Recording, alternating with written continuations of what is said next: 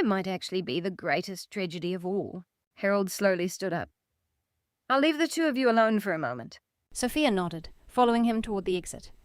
Vanessa hesitated briefly before leaving, though she gently took Emma's hand to lead her out. You can stay if you want, I told Emma softly, but she looked at her mother and shook her head. No, it's okay. She followed her mother outside reluctantly. Suddenly, the executive suite felt incredibly empty, leaving just Michael and me, a mother and a son.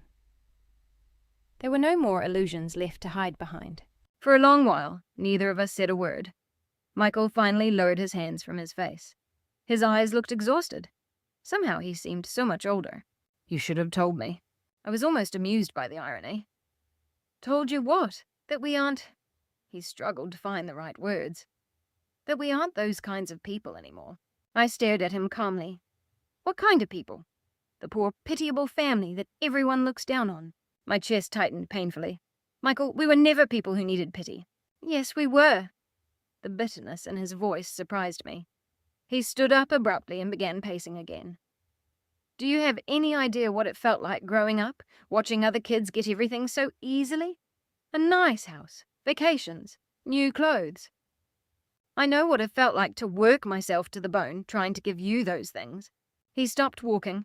For a brief second, emotion flickered across his face. Then his pride took over once more. You don't understand. No, I whispered sadly. I understand all too well. He shook his head.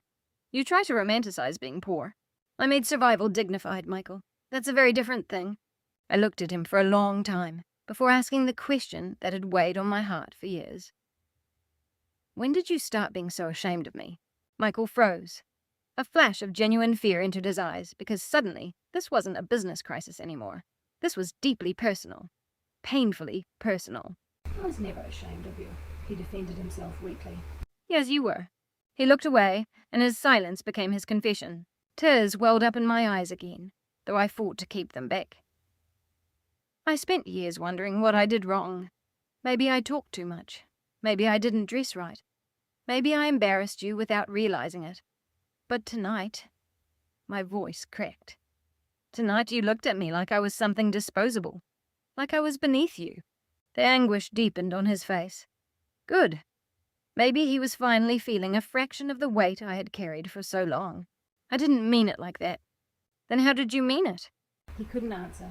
Cruelty rarely holds up under honest scrutiny. Michael slowly sat back down, looking smaller than I had ever seen him. He swallowed hard.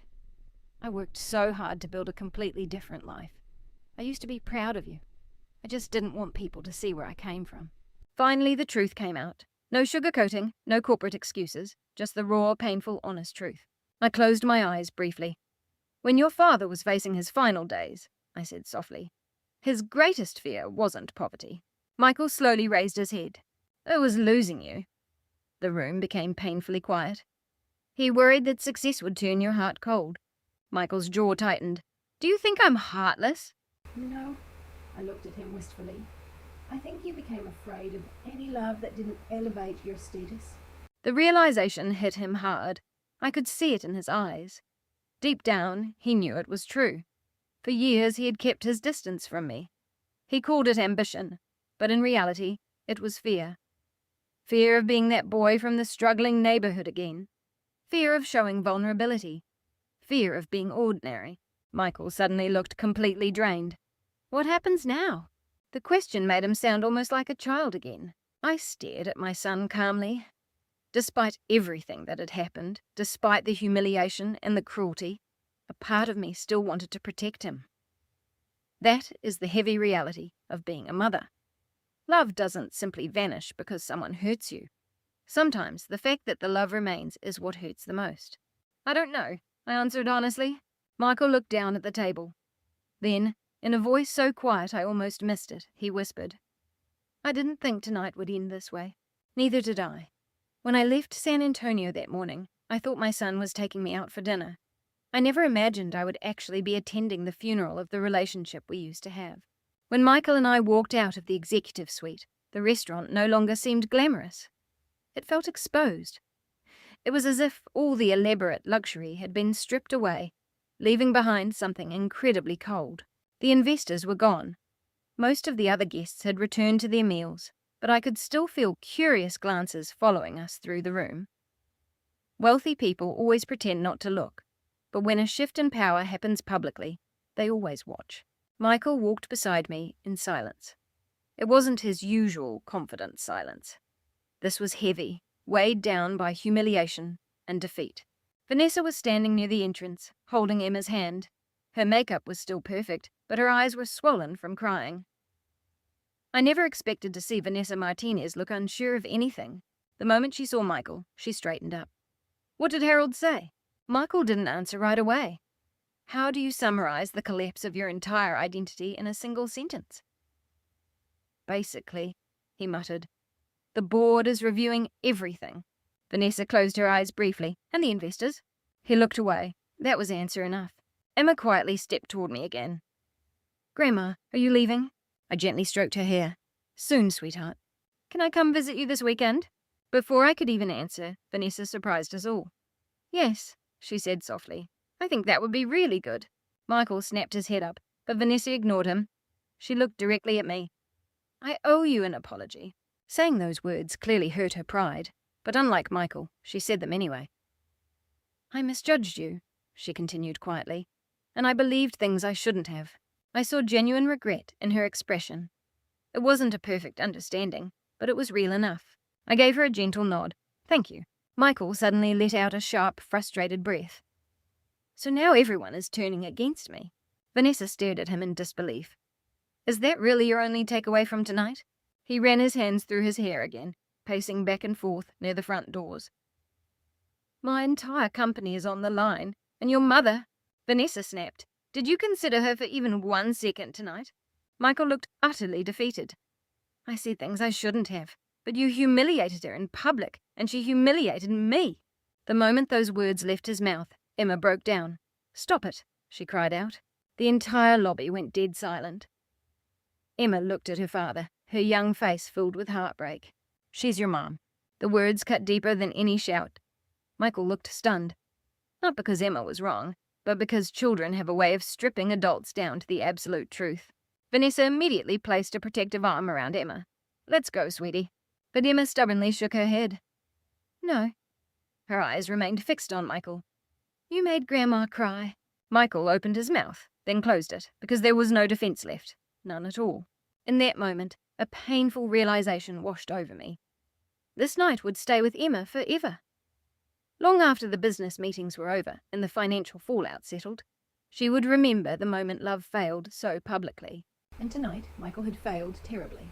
Harold quietly stepped up behind us, holding the leather folder. The car is waiting outside, Evelyn. I nodded. A part of me desperately wanted to go home, to leave Dallas behind and crawl back into my quiet little house, where nothing glamorous ever happened, and no one looked at me with disappointment. But another part of me couldn't stop looking at my son, because despite everything, he looked entirely broken. Sophia walked up right behind him. Michael. He raised his head tiredly. The board will be meeting Monday morning. His face tensed immediately. That soon? Yes. Michael let out a low, bitter chuckle. Of course. Sophia's tone softened slightly. I tried to push it back. That surprised him, and it surprised me too. Michael looked at her confused. Why? Because despite what happened tonight, she paused carefully, I still remember who you used to be.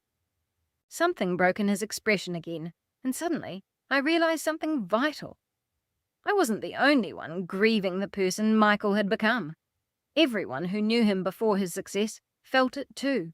Michael leaned weakly against the wall near the entrance. I can fix this. But no one answered, because deep down we all understood the reality. This was no longer just about numbers, investors, or expense reports. This was about character, trust, and love. And those things don't recover as quickly as stock values. Vanessa finally spoke again, her voice much quieter this time. Do you know what the worst part is, Michael? He looked at her. You actually made me believe you were ashamed of being poor. His jaw tightened. I was. No. Her eyes welled with tears again. You were ashamed of the people who still loved you after you got money? The truth of those words seemed to hit him physically. Good. Maybe the pain was finally reaching the places pride had protected for too long. Emma slowly let go of Vanessa's hand and walked carefully toward Michael.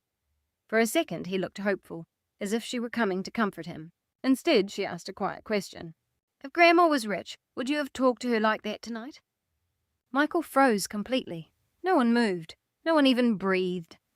Because sometimes children ask the exact questions adults spend years trying to avoid. Michael stared at his daughter helplessly, and once again, he had no answer. Emma's eyes filled with tears. That's what scares me. Then she quietly walked back to my side, and I instinctively wrapped my arm around her shoulder. Michael looked completely broken now, utterly destroyed. But not because of the company or the investors. For the first time all evening, he was finally seeing himself through someone else's eyes. And he didn't like what he saw. Outside the restaurant windows, a heavy rain began to fall over downtown Dallas. The city lights blurred against the wet glass, and everything suddenly felt much colder. Harold took a quiet glance at his watch. We should get going. I nodded slowly.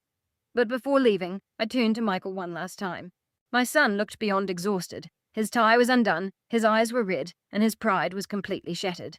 Suddenly, I remembered him at 12 years old, right after he lost his first baseball championship. He had cried the entire ride home in the car because he believed letting people down meant they would stop loving him. I told him something that night, something I wasn't sure he remembered anymore. Failure doesn't make you unlovable, Michael. Cruelty does. I looked at him calmly now. For the first time since I arrived in Dallas, Michael actually looked terrified. Not of losing his money, but of losing us. Well, his voice cracked heavily. I stopped in my tracks. Just that word almost broke me.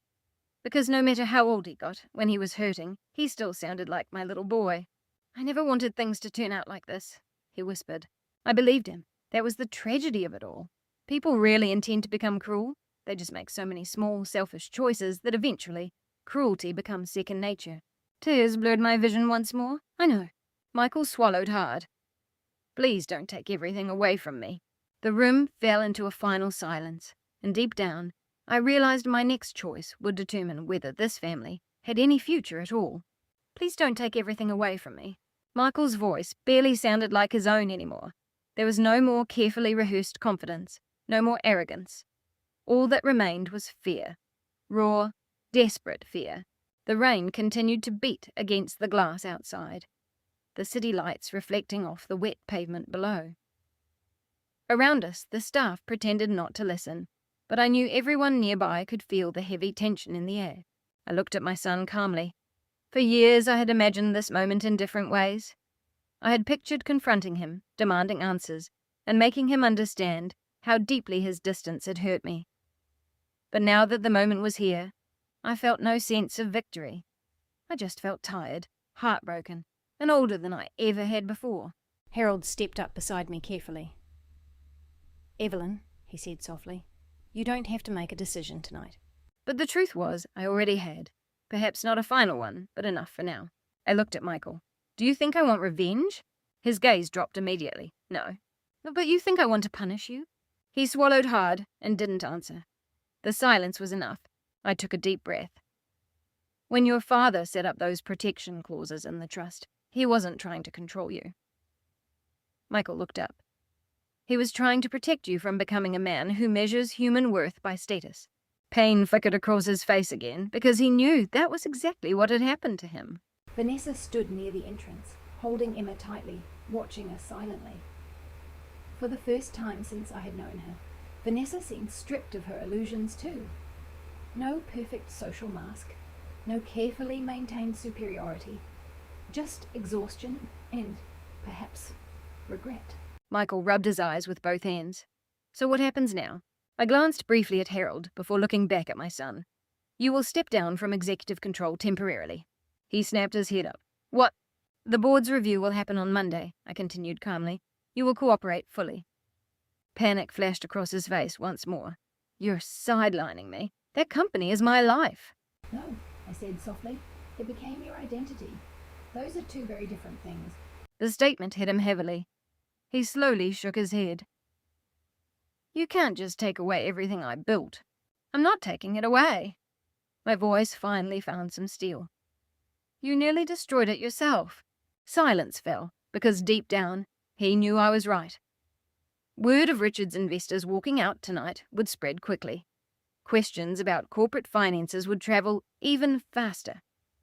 And the story behind what happened tonight, that would travel fastest of all. Not because people care about morals, but because the wealthy love a scandal. Michael began to pace again, anger simmering beneath his panic. This is unbelievable. No, Vanessa said quietly. What's unbelievable is that your mother is still standing by you at all. Michael looked at her harshly. You're taking her side now. I'm taking the side of basic human decency. The exhaustion in her voice sounded completely real now. She looked at me briefly. I spent years thinking Evelyn was judging me. I blinked in surprise. Vanessa gave a bitter smile. You were always so quiet around me. I thought you disliked me. I never disliked you, Vanessa. She lowered her eyes. But I let Michael convince me that you were below us. The shame on her face made my heart ache unexpectedly. Arrogance is contagious. People pass it back and forth to one another, especially in circles where status becomes more important than character. Emma suddenly stepped away from Vanessa, walking toward Michael again. This time, her voice sounded very small. Duh. Michael looked at her immediately. What is it, sweetie? Are you still rich? In any other situation, the question might have been amusing. Tonight it sounded devastating. Michael stared at his daughter for several seconds before answering. I don't know. Emma frowned slightly, then asked the one question none of us were prepared for. If you lose all your money, will Grandma still love you? Tears instantly spilled over my eyelashes. Michael looked completely undone, because finally someone had forced him to face the difference between wealth and love, and the person who had done it was his own child. Yes, he whispered hoarsely. Emma nodded slowly. Then why wasn't that enough for you? No one spoke after that. There was nothing left to say. Sometimes children can untangle emotional truths that adults spend decades making complicated. Michael slowly sat down in one of the lobby chairs, staring at the floor. I don't even know how I became this person. The sincerity in his voice caught me off guard. Harold folded his arms calmly. It happened slowly, Michael. Michael looked up at him. You knew? Harold nodded once. I suspected. Then why didn't anyone tell me? Harold's expression softened with sadness. Someone tried. You just stopped listening. It was true. I thought of every phone call Michael had hurried off of, every holiday dinner cut short for networking opportunities, and every time he had subtly corrected my clothes, my accent, or my stories. None of it happened overnight. Cruelty rarely develops in a single day. It grows quietly in a sense of entitlement. Michael looked back at me suddenly. What if I change? The vulnerability in his voice almost broke me because for the first time all evening, he sounded genuine. No defenses, no calculation, just fear. I walked over to him slowly. My son looked up at me with tears streaming down his face. Suddenly, I felt like I was looking at every version of him at once. The little boy, the grieving teenager, the ambitious young man, and the arrogant executive, all tangled up in a broken spirit. I gently touched his face, just as I used to do when he was a boy. You can change, Michael, I whispered. He closed his eyes briefly. But not while people keep saving you from the consequences. A tear slipped down his cheek. I'm scared. There it was, the truth beneath all the ego. Fear. Fear of being powerless again.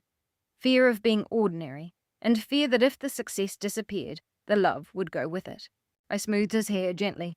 Your father was scared too. Michael looked up, startled. What? Every single day? I smiled sadly through my tears. He was terrified that he couldn't provide enough. Terrified that you would suffer, and terrified that I deserved better. Michael stared at me in silence. But do you know what made your father different? He shook his head slightly. He never treated another human being like garbage just because they had less. The tears were coming freely now. They weren't tears of anger anymore. They were tears of mourning. The kind of tears people cry when they realize they've become someone they don't recognize. I stepped back slowly. You're going to lose your position for now. Michael nodded weakly. You will cooperate with the investigation. He nodded again. And you will rebuild trust honestly. His voice cracked this time. How? I looked at him for a long time. By making one humble choice at a time. Outside, the rain finally began to ease. The storm was passing. Perhaps it meant something, or perhaps I just hoped it did. Harold glanced at his watch again quietly. We should go, Evelyn. I nodded. This time, when I turned toward the exit, Michael didn't stop me. He didn't argue or shout. He just sat there, looking completely drained as his entire life reshaped itself around him. Somehow that was more frightening to see than his anger. A broken pride can be dangerous, but a shattered identity will either destroy a person or finally force them to rebuild into someone better. I just didn't know which path my son would choose yet. It was 3 weeks before I saw my son again. Those weeks were quiet, but painful. The board had suspended Michael's executive duties pending the financial review. Word travels fast in the business community, even if the company managed to avoid a public scandal. Investors backed away for the time being, and articles began surfacing online, using phrases like internal restructuring and leadership uncertainty. Michael vanished from the social scene almost overnight. It's funny how quickly wealthy people stop calling the moment someone's status becomes uncertain. But none of that stung as much as the silence. The first few days after returning from Dallas, I could barely sleep. The dinner replayed in my mind over and over again. The shame in Michael's eyes, the cruelty in his voice, and the moment he let someone place me near the kitchen. Some wounds keep throbbing long after the words stop. Still, I woke up every morning and stuck to my routine. I drank coffee from Carlos's old mug, watered the garden, and volunteered at the church. Life has a strange way of keeping you moving forward, even when your heart is broken. Emma called me almost every night. Sometimes we would talk for an hour, and sometimes she just wanted me on the line while she did her homework because, in her words, my voice made everything feel calmer. I think she needed some stability after everything that had happened. Truthfully, so did I. Vanessa called once too, which surprised me. I left Michael, she said flatly the moment I answered. I sat down slowly in the kitchen chair. What happened? A long silence followed before she spoke. I don't know who he is anymore. There was genuine sadness in her voice. Not dramatic sadness, but the heavy, exhausted kind that comes when an illusion finally shatters. He's trying, she added softly, but I don't know if he even figures himself out yet. I didn't know either, and that was the frightening part. Sometimes people apologize because they fear the consequences. Sometimes they apologize because they've truly changed, and sometimes they don't even know the difference themselves yet. Then, on a late Thursday evening, just after sunset, there was a gentle knock on my front door. Before opening it, I already knew who it was. A mother always knows. Michael was standing on the porch wearing jeans, work boots, and a plain dark sweatshirt. There was no expensive watch and no luxury car behind him, just an old pickup truck parked under the street lamp. For a second, he looked so much like Carlos, it almost broke me right there. Hi, Mom. His voice sounded smaller than I remembered. It wasn't weak, it was humble. I stepped aside silently. Come on in. Michael walked in slowly, looking around the small living room as if he hadn't truly seen it in years. The faded sofa, the old family photos, and Carlos's recliner still resting untouched by the window. Everything looked exactly the same, yet somehow we were different. I forgot it smells like cinnamon in here, he said softly. I gave a faint smile. I did some baking earlier. He nodded awkwardly, and then a heavy silence fell between us. I gestured toward the kitchen. Would you like some coffee? Yeah, please. While I preparing the 2 mugs, Michael was exceptionally quiet behind me. I couldn't help but notice his hands. They were rough, with redness around the knuckles, no longer soft like they used to be. Have you been working? I asked gently. He nodded. At one of the hotel properties. I turned around slightly. Doing what? Another pause. Maintenance. That caught me off guard, and Michael noticed my reaction. The board said if I wanted any chance of rebuilding trust, I needed to learn the company from the ground up again. Something rolled over painfully in my chest. For the first time in years, he didn't sound like an executive. He sounded like the hard-working boy Carlos had raised. I handed him his coffee carefully.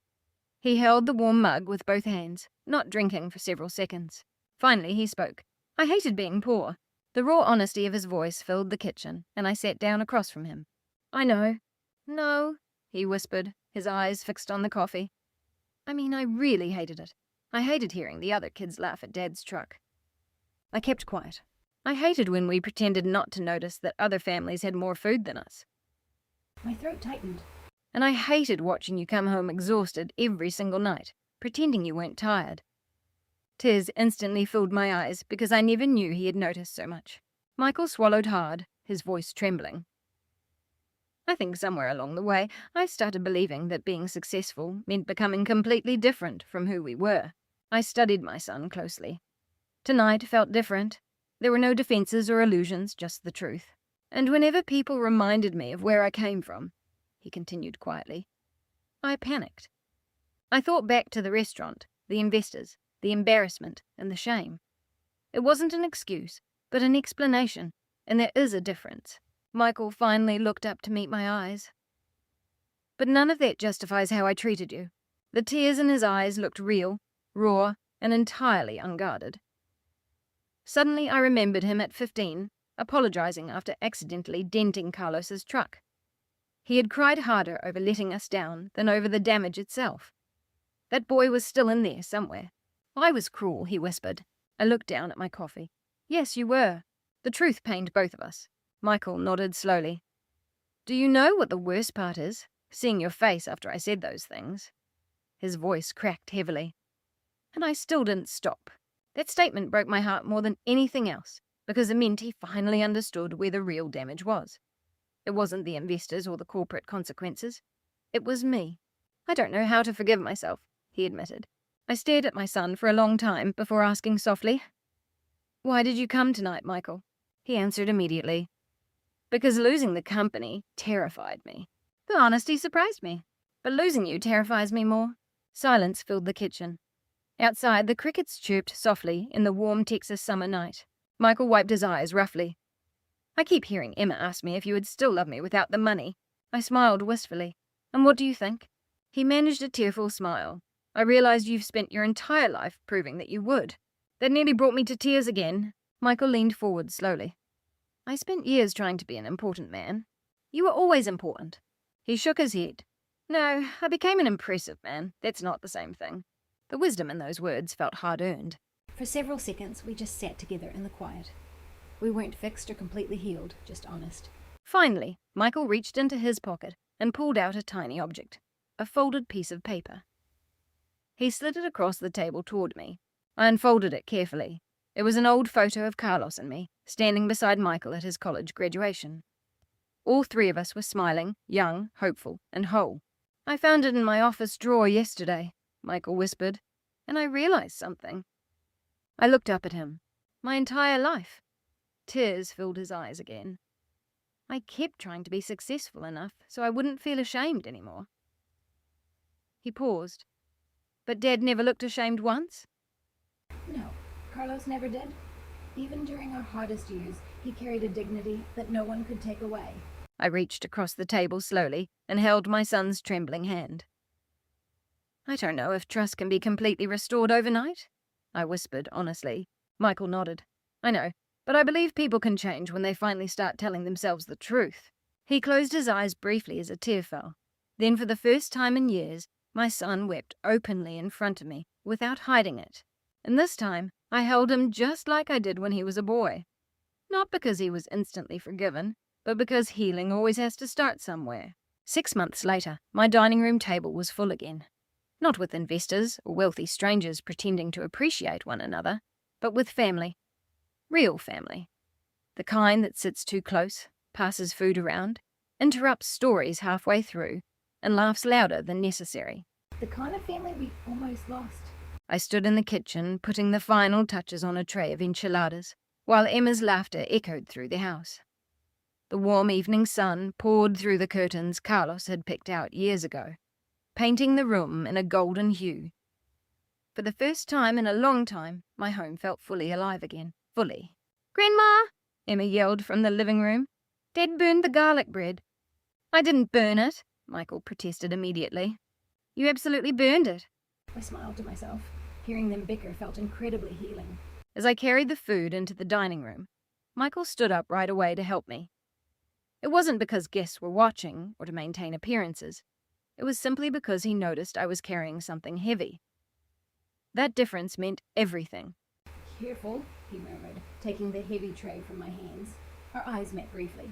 There was still sadness in his eyes sometimes, still regret. Those things don't disappear overnight, but there was also a new humility. And humility changes a person. Vanessa arrived a few minutes later, bringing dessert from the bakery down the street. Her relationship with Michael remained complicated. They had started going to counselling together, slowly trying to rebuild trust. It wasn't perfect, but it was honest, and that mattered far more. "It smells amazing in here," she said as she walked in. "You say that every time right before you eat 3 servings?" Emma teased. Vanessa laughed, and it felt like the first genuine laugh I had heard from her in months. "I learned it from your grandmother." I rolled my eyes playfully. "Don't bring me into your bad habits." The warmth in the room still surprised me sometimes. Just 6 months ago, I truly believed our family was broken beyond repair. But when people finally stop lying to themselves, the pain changes shape. Michael had spent the last 6 months under strict board supervision, working at the ground level of the hotel properties, handling maintenance shifts, front desk training, cleaning crews, and coordinating with suppliers. There was no executive office, no luxury perks, and no special treatment. At first, he hated it. Every time we spoke on the phone, I could hear the frustration in his voice. But gradually something shifted. He called me one night after helping fix a plumbing issue in an employee housing building. "Do you know what's strange?" he asked. "I never actually learned most of these employees' names before." This statement stayed with me for days because entitlement slowly blinds people. It teaches them to see service instead of human beings, but humility allows you to truly see again. The board eventually allowed Michael to step back into limited operational duties. It wasn't because I demanded it, but because several department managers quietly reported that he had changed. He actually listens now, Sophia told me over coffee one afternoon. The surprise in her voice made me chuckle softly. He used to walk through the properties like he was inspecting machinery. Now he actually connects with people. I thought about that often. Sometimes growth doesn't show up in dramatic ways. It shows up in the smaller things. Patience, listening, and showing kindness to people who can't do anything for your status. Those are the true markers. Tonight, as everyone gathered around my old table, I watched Michael closely from across the room. He looked different now, not poorer, but lighter, no longer obsessed with proving himself. Emma sat happily beside him, sharing school gossip while Vanessa helped set the table. Every few minutes, Michael would catch my eye and look at me quietly, as if he was still afraid this peace would disappear if he stopped being grateful for even a moment. Perhaps that fear is healthy. Some lessons should stay with us forever. "All right," Emma announced dramatically. "Family rule for tonight, no business talk." "Agreed," Vanessa said immediately. Michael raised his hands in surrender. "Trust me, I'm more than happy to leave business out of this." We all laughed softly, and then a comfortable silence settled over the table. It was the kind of silence a family earns after surviving a storm together. Michael looked around the room slowly, taking in the old photos on the wall, Carlos's chair by the window, and finally me. "I used to hate this house," he admitted quietly. None of us were surprised by his honesty anymore, but he continued before anyone could react. "It wasn't because of the house itself," he lowered his eyes. "I associated it with feeling small." I listened carefully. Michael took a deep breath, looking around once more. "But now, I think it's the richest place I've ever been." Tears instantly filled my eyes. It wasn't because the statement sounded dramatic, but because he finally understood.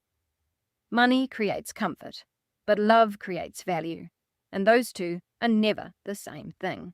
Vanessa reached under the table and squeezed his hand quietly. Emma smiled at both of them, and suddenly I felt Carlos's presence everywhere in that room. In the laughter, the healing, and the second chance this family had somehow found after nearly destroying itself. Michael looked at me again. "I still think about that night sometimes." The room grew quieter. I knew exactly which night he meant. The restaurant, the humiliation, and the words neither of us would ever completely forget. "I do too," I admitted softly. Pain crossed his face instantly. "I wish I could take those words back." I nodded slowly. "I know. But maybe," he swallowed hard. "Maybe if that hadn't happened, I would have just kept getting worse." That truth sat heavily on the table. Sometimes hitting rock bottom is exactly where the healing begins. Emma creased her brow slightly. "I still can't believe you told Grandma she was too poor to sit somewhere." Michael closed his eyes briefly in embarrassment. "Trust me," he muttered. "I can't believe it either." Then he looked straight at me. "Do you know what the craziest part is? I thought money made a person important." His voice cracked slightly. But in the end, the person everyone respected the most was you. I smiled wistfully. No, sweetie. He frowned. No? I shook my head gently. The most important thing isn't respect. The room went quiet again. The most important thing is remembering that before we belong to anything else, we belong to each other. Michael stared at me for a few seconds, then slowly nodded. For the first time in years, I saw peace in my son's eyes instead of hunger. Not a hunger for success, not a hunger for validation, just peace. Outside, the Texas sky darkened into night as laughter slowly returned to the room around us. There were no crystal chandeliers, no investors, and no luxury dining, just an old table filled with people who had finally learned how to truly love one another again. And somehow, that felt far richer than anything money could ever buy. If this story touched your heart, please don't forget to like and subscribe. Stories like this remind us how easy it is to lose track of what truly matters until life forces us to stop and look again. Now, I'd love to hear from you. Do you think Evelyn was right to forgive Michael? If you were humiliated like that in public, could you find it in your heart to forgive? Share your thoughts and personal experiences in the comments below. I read every single one. And before you go, let me know where you're watching from and what time it is where you are. It always amazes me how stories can bring people together from all corners of the world. For years, my daughter Vanessa had been taking jabs at my cooking, but the night she mocked my late husband's favourite beef stew right in front of our guests, something inside me finally snapped. No wonder Dad had cholesterol issues, she joked, clinking her wine glass as her wealthy friends erupted into laughter around my dining room table. The room went dead silent. My son stared intently at his plate. My youngest daughter looked on the verge of tears, while I just stood there in my old kitchen, gripping the serving spoon so tightly my hand physical ached. That night, after keeping up our traditional Sunday family dinners for 40 years, I made a silent choice. Vanessa would never be invited back again. She thought she was just insulting the food. She had no idea she was cutting the very last thread holding this family together. If you have ever been hurt by someone you love most, I would love to hear your story. If these emotional family tales resonate with you, please remember to like and subscribe. Before we go any further, let me know where you're watching from and what time it is in your corner of the world. I always make time for your comments. My name is Nicole Black. I'm 67 years old, a widow, and I live alone in a small brick house in Dayton, Ohio. It's the very house where I raised my children. For the most part, my life is quiet. I wake up before sunrise because my body simply refuses to forget the schedule I kept for decades. I brew coffee using the old machine Thomas bought me from Sears 23 years ago, a department store that doesn't even exist anymore. I water the flowers on the porch. I feed a stray orange cat that shows up in my backyard every morning around 7 o'clock, and then I just sit in the quiet. People think that as you grow older, silence brings peace. Sometimes it does, but other times it just feels like grief echoing in an empty room. My husband, Thomas Black, has been gone for 8 years now. Even saying those words out loud still doesn't feel completely real. 8 years. Sometimes around 5:30 in the evening, I still find myself instinctively turning toward the front door, expecting to hear the familiar jingle of his keys. Thomas was the kind of man who warmed up an entire house just by stepping inside. He was tall, grounded, with a gentle voice and a booming laugh. He spent 35 years working at a manufacturing plant just outside of town and never complained about the long hours. Every Friday night, he would come home smelling of machine oil and the winter air, press a kiss to my forehead, and ask the exact same question. "What smells so good tonight, Nick?" Whether I had made simple soup and grilled cheese, or a heavy pot roast with mashed potatoes, the way he spoke always made me feel like I had served a 5-star meal, especially on Sundays.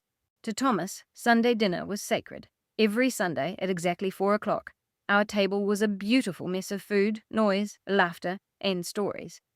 The tradition started when our kids were small and money was incredibly tight. We couldn't afford vacations or expensive dinners out, so Thomas said family dinners would be our ultimate luxury. "As long as we eat together," he used to say, "we will stay together." Back then, I believed that with all my heart. Maybe I still do. I have 3 children. Jason Black, my middle son, is 42 now. He lives about 20 minutes away with his wife and their 2 boys. Jason has always been steady and kind, just like his father. He works as an HVAC technician and has never once been embarrassed by his roots. Then there is my youngest daughter, Rachel Black. Rachel teaches 2nd grade at a nearby elementary school. She is incredibly soft-hearted and emotional, the kind of person who cries at holiday commercials and rescues injured birds in parking lots. She calls me almost every single night just to check in and make sure I've eaten dinner. And finally, there's Vanessa, my eldest. Since marrying Ethan Blackwood, she goes by Vanessa Blackwood. Vanessa was brilliant and ambitious from a young age. She always wanted more than our small town could offer. More money, more elegance, more sophistication. Even as a child, she despised thrift stores, hand-me-down clothes, and vintage furniture. At 16, she explicitly told me she planned to leave Dayton behind forever. By 22, she had done exactly that. Today, she lives in a luxury high-rise condo in downtown Chicago, complete with marble countertops and floor-to-ceiling windows overlooking the river. She works in corporate marketing, and Ethan works in finance. Their entire existence looks pristine enough to be featured in a magazine layout, at least on social media. The strange thing is, Vanessa wasn't always ashamed of us. When she was little, she used to stand right beside me in the kitchen, wearing one of Thomas's oversized aprons that dragged along the linoleum floor. She would mix brownie batter with both hands and lick the frosting off the spoon when she thought I wasn't looking. "Mom," she told me when she was 9, "your chicken soup can make anyone feel better." I remember that because Thomas laughed and said, "See, even the kids know your magic." Sometimes I wonder where that little girl went. Maybe life just taught her that love isn't nearly as valuable as wealth. After Thomas passed away, Sunday dinners became even more crucial to me. Grief can shift a family's dynamic. At first, it pulls everyone closer. But slowly, silently, it can start to drift people apart. I was terrified that without Thomas acting as our anchor, everyone would go their separate ways, living independent lives until holidays became nothing more than an awkward obligation rather than a heartfelt reunion. So, I kept cooking. Every single Sunday, roasted chicken, beef stew, cornbread, pot roast, homemade macaroni and cheese, peach pies in the summer, and turkey with stuffing in the winter. I cooked because it was the only way I knew how to keep the people I loved close to me, and for a while, it worked beautifully. Jason would still arrive early to help set the table. Rachel would bring fresh flowers or dessert. The grandkids would chase each other down the hallway, laughing and shouting, while classic Motown hits played softly from my kitchen radio. But Vanessa changed after moving to Chicago. At first, it started with small criticisms. She began taking issue with the butter, then the salt, then the sugar, then the portion sizes, then the furniture, then the curtains, and eventually, me. "You're still cooking like it's 1985, Mum. You do realize people don't eat carbs like this anymore, right? Everything here is just so heavy." In the beginning, she would laugh when she said it, so everyone else laughed along, including me. That's the insidiousness of humiliation. When it starts gradually, you convince yourself it isn't real. You tell yourself they don't mean any harm. You make excuses because the alternative hurts too much. But as time went on, her remarks grew sharper, colder, and more mean-spirited. Before every Sunday dinner, I started getting anxious in my own kitchen, checking the seasoning over and over, trying to anticipate what Vanessa would criticize next, and altering recipes I had made for 30 years because I was suddenly self-conscious of them. I remember standing in the grocery store one Sunday afternoon, holding a package of butter for nearly 5 minutes, because I could already hear Vanessa's voice echoing in my mind. "Mom, do you have any idea how unhealthy that is?" I put it back and ended up crying in my car. It sounds ridiculous now, crying over a package of butter. But it wasn't about the butter at all. It was the slow, painful realization that your own child no longer sees any value in the very traditions that built your family's love. The worst part was that I kept setting a place for her every single Sunday. Because no matter how much Vanessa changed, A part of me still believed that the little girl in Thomas's oversized apron would eventually come back. I just didn't realize how much damage hope can cause before it finally runs out. The first time Vanessa openly mocked my cooking, we were gathered around the table eating meatloaf. Nothing extravagant, just the same recipe I had been making since she was 12. Jason was already reaching for a second helping. Rachel was helping her youngest cut their green beans into bite-sized pieces. The room smelled of warm gravy and fresh bread. For a moment, everything felt normal. Then Vanessa set her fork down and let out an exaggerated sigh. "Oh my God, Mum," she chuckled. "Are you still putting real butter in the mashed potatoes?"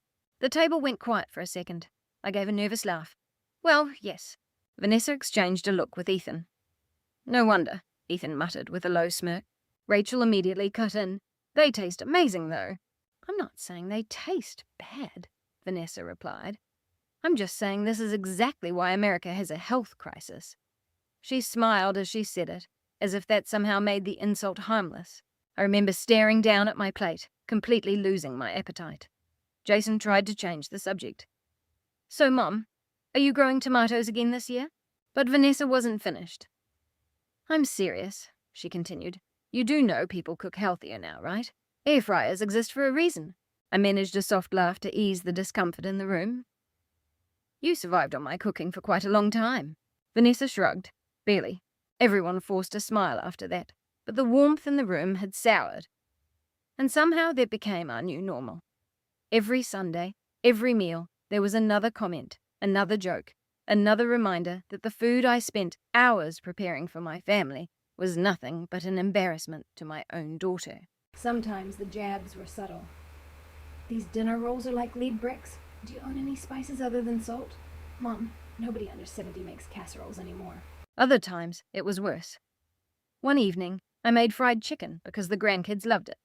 Vanessa stared at the platter as if I was serving something toxic. "You know," she said, sipping her wine, "there are literally documentaries about the dangers of this kind of food." Jason rolled his eyes. "Can we just eat without turning dinner into a lecture?" Vanessa ignored him. "I'm just trying to help Mom evolve." Evolve. That word stuck in my head all night. It felt as though I was some outdated piece of property that needed upgrading. Like an old appliance or worn-out furniture. Or maybe just an old woman who had outlived her relevance. The hardest part wasn't even the criticism itself. It was the way Ethan fueled it. When Vanessa first brought him home years ago, Ethan seemed charming.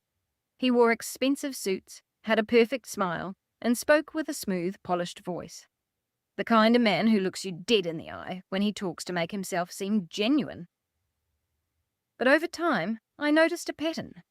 Ethan loved making people feel small, especially anyone he considered below his social standing. He never insulted me directly, men like Ethan really do. Instead, he weaponized politeness. "Oh, Nicole, this meal is so nostalgic. Wow, I haven't eaten food like this since college. This is very authentic Midwestern comfort food." Every sentence sounded like a compliment until you caught the underlying condescension, and Vanessa was becoming exactly like him. One Sunday afternoon, I spent nearly 6 hours cooking a classic pot roast, honey-glazed carrots, homemade biscuits, and an apple pie from scratch. I even brought out the beautiful tablecloth Thomas and I bought in Tennessee for our 25th anniversary. I wanted everything to be flawless because Vanessa was bringing a few of her corporate colleagues from Chicago who happened to be driving through. I still don't know why I cared so much. Perhaps a mother never stops trying to earn her child's approval. Her colleagues arrived looking like models from a corporate catalogue. Pristine hair, designer boots, and expensive watches. The women politely complimented the house, but one of the men looked around my dining room and asked, "Wow, how long have you lived here?" 38 years, I answered proudly. Vanessa let out a soft chuckle. She absolutely refuses to update a single thing. Everyone offered a polite laugh.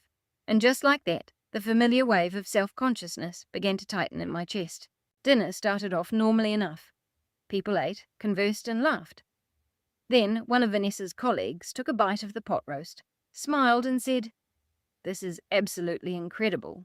Before I could even offer a thank you, Vanessa cut in. Oh, trust me, everything tastes great. Your arteries just might not survive the experience. A ripple of laughter went around the table. It wasn't loud or explicitly cruel, but it was enough. It was enough to make my face burn.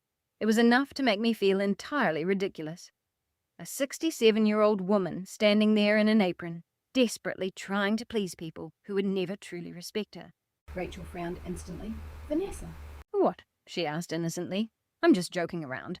Jason set his fork down with a heavy clatter. You make a joke at Mum's expense every single meal. Vanessa blinked. Oh, please, everyone is being so dramatic. Ethan offered a slight smirk, but remained silent. I quickly stood up. Does anyone need more iced tea? That was always my role. Deflect, smooth things over, and pretend nothing hurt because I was too terrified that conflict would ruin the dinner entirely. But deep down, the dinner had been ruined long ago. I just hadn't admitted it to myself yet. Later that evening, after everyone else had left, Rachel stayed behind to help me clean up. She dried the dishes while I packed the leftovers into containers. Finally, she looked at me carefully and asked, Mum, why do you let her do that? I kept my eyes fixed on the sink. She doesn't mean anything by it. Rachel let out a soft sigh. Yes, she does. I paused for a second. The words stung because I knew Rachel was right, but I still found myself defending Vanessa. She's under a lot of pressure. Chicago is competitive, and her whole world is different now. Rachel shook her head. No, Mum. Success doesn't turn kind people into cruel ones. I didn't answer because I didn't know how. The truth was, I kept making excuses because the alternative was too heavy to bear. If Vanessa truly meant those things, if she genuinely looked down on me, then maybe I had lost my daughter a long time ago without even realizing it. After Rachel left, I sat alone in the kitchen for nearly an hour. The house was quiet, save for the low hum of the refrigerator. Staring at the remaining pie on the counter, I remembered something Thomas told me right after Vanessa moved away. She's trying too hard to be someone else. At the time, I laughed and asked what he meant. Thomas just shrugged. People who are genuinely comfortable with themselves don't need to spend all their time proving they're superior to where they came from. I wished more than anything that he was still here. Not because he could magically fix everything, but because Vanessa never acted this way around him. Thomas carried a quiet authority that kept people grounded, and even Vanessa softened around her father. After he passed, something shifted, as if she decided the modest parts of her life could finally be erased. And unfortunately, I was one of those parts. Still, every Sunday, I kept cooking, kept hoping, and kept believing that maybe the next dinner would be different. Maybe Vanessa would find something nice to say. Maybe she would remember who she used to be and stop viewing my love as an embarrassment. But hope can become dangerous when it keeps you quietly enduring a pattern you should have walked away from long ago. I was approaching my limit. I just didn't know it yet. Thanksgiving used to be my favorite day of the entire year. Not Christmas, not birthdays. Thanksgiving. It was the one night where my whole family sat under one roof without any distractions. There was no rush to unwrap gifts, no expectations of expensive presents, just food, storytelling, and togetherness. At least, that's how it used to feel. The Thanksgiving. Everything changed began at 5:30 in the morning. I remember it vividly because the sky was still pitch black when I tied my apron strings and turned on the kitchen lights. The house looked beautiful. I had spent 2 days getting it ready, scattering fresh rosemary in small glass jars across the table. The good china had been polished to a shine and placed next to neatly folded cloth napkins. A pumpkin-scented candle burned quietly by the window. In the kitchen, Thomas's favourite jazz station played softly while I worked. The turkey in the oven, sweet potatoes cooling on the counter, homemade cornbread, green bean casserole, and mashed potatoes whipped with plenty of butter and cream, just the way Thomas liked them. And then there was the beef stew. That stew had been a family staple for nearly 30 years. Thomas used to request it every winter. "Make that stew, Nick," he'd say. "That stuff could heal a broken bone." I smiled, remembering him as I stirred the pot that morning. For the first time in weeks, I felt genuinely hopeful. Maybe this Thanksgiving would be different. Maybe Vanessa would relax, and everyone could just enjoy being together again. I should have known better. Around 3 o'clock, Rachel arrived first. bringing pies from a bakery near her school. "You've been cooking since sunrise again, haven't you?" she asked, kissing my cheek. I chuckled softly. "You know how I am." Jason arrived 30 minutes later with his boys, who charged through the front door like little tornadoes. Instantly, the house felt vibrant and alive. The football game played in the living room, the grandkids chased each other down the hall, and Jason snuck pieces of turkey from the kitchen when he thought I wasn't looking. For a brief moment, it felt nearly perfect. Then Vanessa arrived. Somehow, even before she said a word, the entire atmosphere shifted. You know how some people carry a certain tension into a room? That was Vanessa now. She walked in, wearing a designer beige coat that likely cost more than a month's mortgage payment back when Thomas was alive. Ethan followed closely behind, carrying an expensive bottle of wine, and behind them came another couple, Vanessa's friends from Chicago. "Mum," Vanessa said, giving me a quick, formal cheek graze, "this is Claire and Benjamin."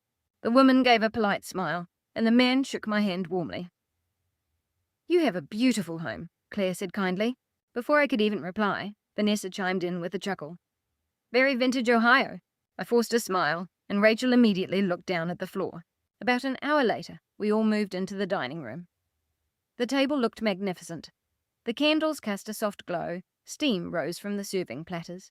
The grandkids were laughing, and for a split second, I looked at the head of the table and pictured Thomas sitting there again.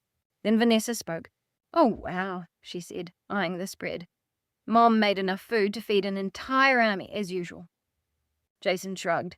"That's what Thanksgiving is for." Vanessa poked at the mashed potatoes with a spoon. "Do you have any idea how much butter is probably in these?" Rachel let out a quiet breath. I forced another smile. "It's just one day out of the year." Ethan chuckled. "Nicole believes calories don't count during holidays." Everyone offered a polite laugh, and I laughed too, because I always did. Dinner proceeded, and at first, the conversation stayed manageable. Claire complimented the turkey, Benjamin asked Jason about football, and the kids chatted excitedly. But Vanessa kept making remarks about the sodium, the portions, and Midwestern eating habits.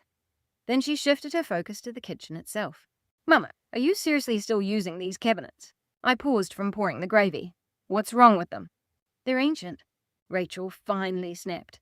"They're cabinets, Vanessa. They hold dishes. I think they're doing a fine job."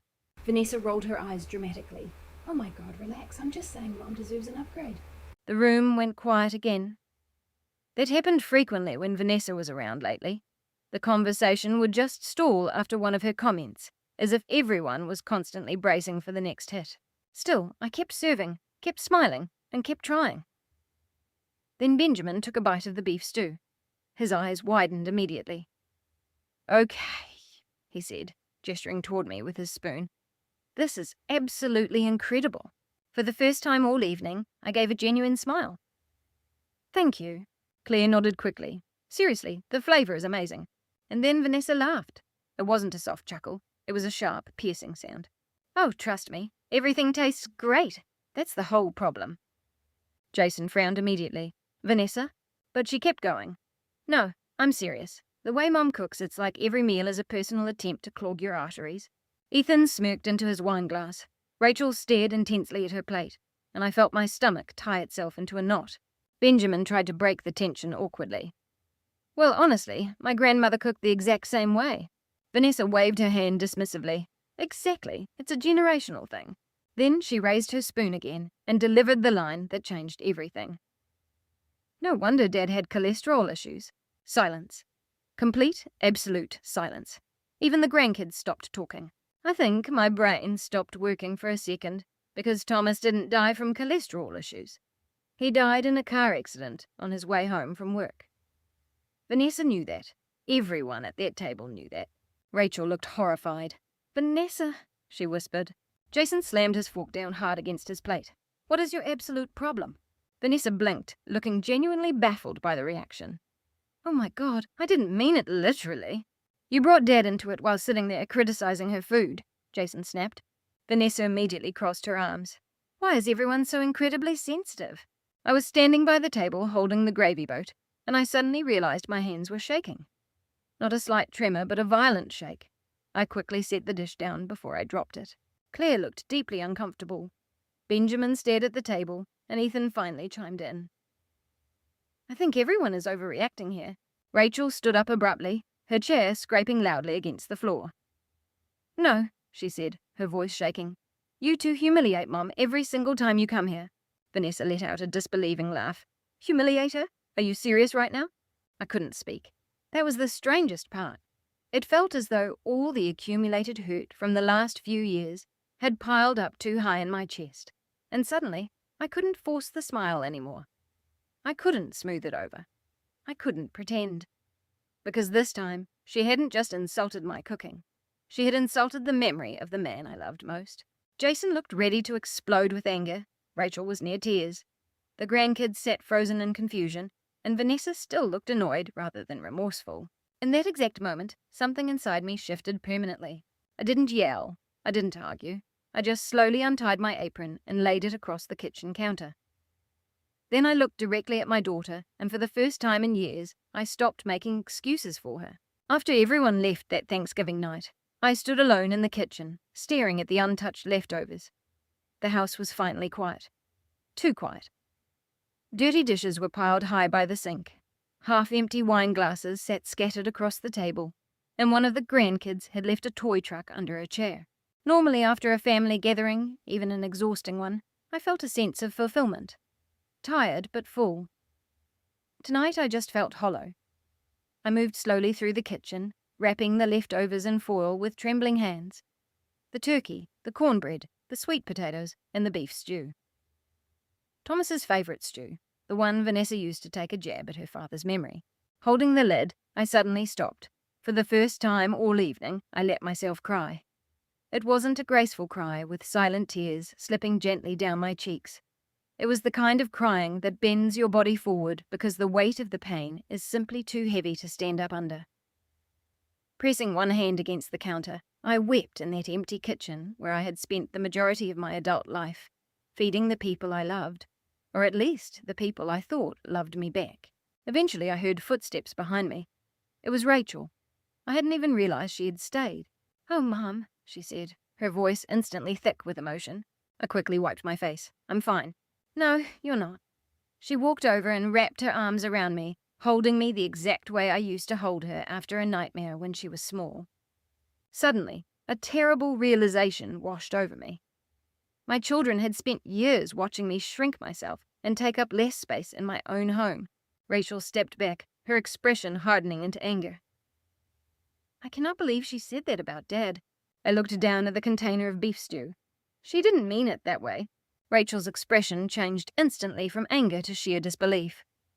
"Mom," she whispered, "why do you always protect her?" I didn't answer because, honestly, I didn't know anymore. Maybe a mother is simply wired to protect her child, even when that child becomes the one causing the pain. A few minutes later, Jason walked back inside after loading leftovers into his truck. His jaw was still tight with residual anger. "If she talks to you like that again, I'm done with her," he said flatly. "Jason, no," he interrupted. "I'm serious." He ran a hand through his hair, pacing near the table. "She acts like she's completely ashamed of this family."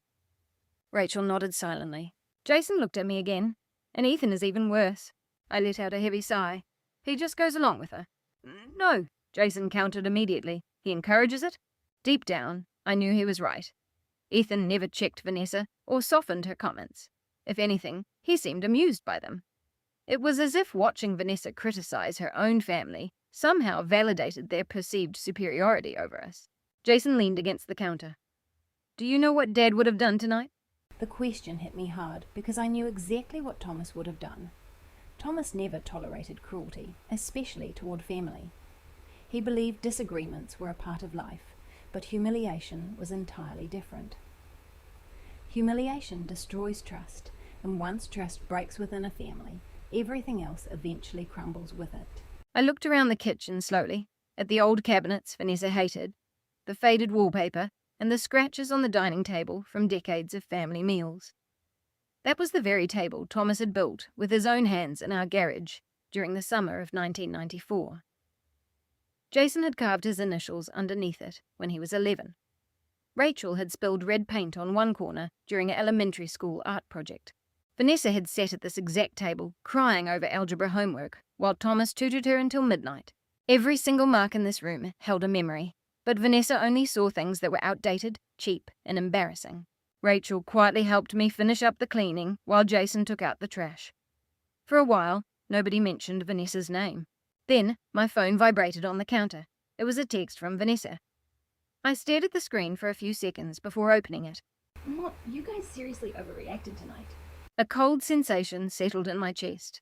There was no apology, no acknowledgement of hurt, just irritation. A few seconds later, another message popped up. Honestly, I was just trying to help. You still cook like it's the 80s. People care about health now. And then one more. If you want the truth, this whole small-town comfort food routine is honestly embarrassing around successful people. I read that line 3 times. Embarrassing around successful people. Rachel noticed my expression immediately. What did she say? I silently handed her the phone. The moment Rachel finished reading it, her expression turned cold. Oh my God. Jason walked back inside just in time to hear her. What now? Rachel passed him the phone. He stared at it for a long moment, letting out a bitter chuckle. See? I creased my brow. What? She's ashamed of us, he said quietly. The truth cut deep because it was undeniable now. I sat down slowly at the kitchen table, the very table where I had fed Vanessa thousands of meals as she grew up. The soup when she had the flu, the heart-shaped pancakes when she was small, the birthday cakes, the graduation dinners, and the late-night grilled cheese sandwiches after a heartbreak. Every major milestone of her life had passed through this kitchen, and yet she now looked at it with shame instead of love. Benju sitting beside me, Jason said, "You don't deserve this, Mom." I stared at Thomas's empty chair. In the years since he died, I kept waiting for the grief to shrink. But grief doesn't shrink. Life just grows around it. Sitting in that kitchen, I realized a painful truth. Vanessa's cruelty hurt so deeply because it felt like losing another piece of Thomas. Those dinners weren't just meals. They were memories, traditions, and the last living connection to the life we built together. And every joke Vanessa made was chipping away at that connection. I thought of all the Sundays I had spent anxious in the kitchen before Vanessa arrived, altering recipes to impress her, buying ingredients she approved of, and desperately trying not to embarrass my own daughter.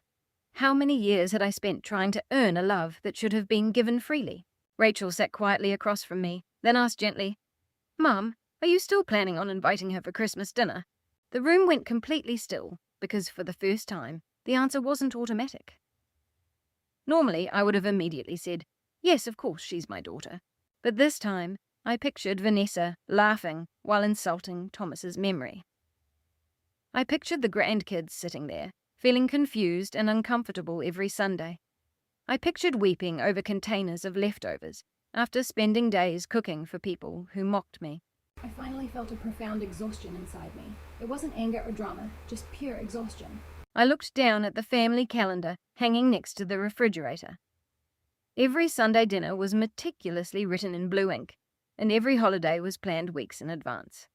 Without a word, I reached for a pen. Rachel watched silently, and Jason stopped moving. Without saying a single word, I drew a line straight through Vanessa's name on the guest list for next Sunday's dinner. The sound of the pen scratching against the paper seemed incredibly loud, the sound of finality. I stared at the line over my daughter's name for a few seconds. My chest ached, but beneath the pain, there was also a faint sense of relief. It was quiet and unfamiliar, but entirely real. For the first time in years, I realized that protecting your family should never come at the cost of destroying yourself. The first Sunday dinner without Vanessa felt strange from the moment I woke up. It wasn't peaceful or victorious, just unfamiliar. For nearly 40 years, Sunday mornings in my house followed the exact same rhythm. Coffee before church, grocery bags spread across the kitchen counter, and music playing softly while I cooked. There was always a mental reservation for an extra chair for the last kid to arrive, and buried within every recipe was the anticipation of Vanessa's criticism at 4 o'clock. That morning, I caught myself instinctively bracing for that criticism. I reached for the butter, hesitated, and then stopped. There was no one here to judge me. That realization brought a strange sense of freedom. Standing alone in my kitchen, staring at the stick of butter in my hand, a low chuckle escaped my lips. The kind of laugh that only comes when you suddenly realize how incredibly tired you've been. So, I cooked exactly the way I used to when Thomas was alive. There were no adjustments, no apologies, and no attempts to please anyone else. I seasoned the roast generously, added cream to the mashed potatoes, and baked cornbread in Thomas's old cast-iron skillet, the one Vanessa had once called primitive. For the first time in years, cooking didn't feel like a high-stakes test. It felt like comfort again. Around 2 o'clock, Rachel arrived with fresh flowers. She stepped into the kitchen and stopped dead in her tracks. "Oh my God," she whispered with an exaggerated breath. "It smells like childhood in here." I chuckled softly. "Is it really that dramatic?" She walked over and peeked into the pot of stew. "You went back to the original recipe?" "Yes, I did." Rachel gave me a gentle smile, and in that moment I realized a painful truth. My other children had noticed every single compromise I had been making all this time. An hour later, Jason showed up with the boys. The moment my grandkids smelled the kitchen, they cheered. "Grandma made the good mashed potatoes. I knew it." Jason laughed as he took off his coat. "See, this is why your house always wins the holidays." I couldn't help but smile. Dinner that evening felt lighter. That is the only way to describe it. No one criticized the food, no one mocked the house, and no one made cruel remarks disguised as jokes. The grandkids laughed loudly, and there was no underlying tension hanging over the table. Rachel shared funny stories about her students. Jason argued with the boys about football, and several times throughout the meal, I caught myself waiting for an anxiety that never came. There was no sharp voice to cut through the warmth, no discomfort, no humiliation, just family.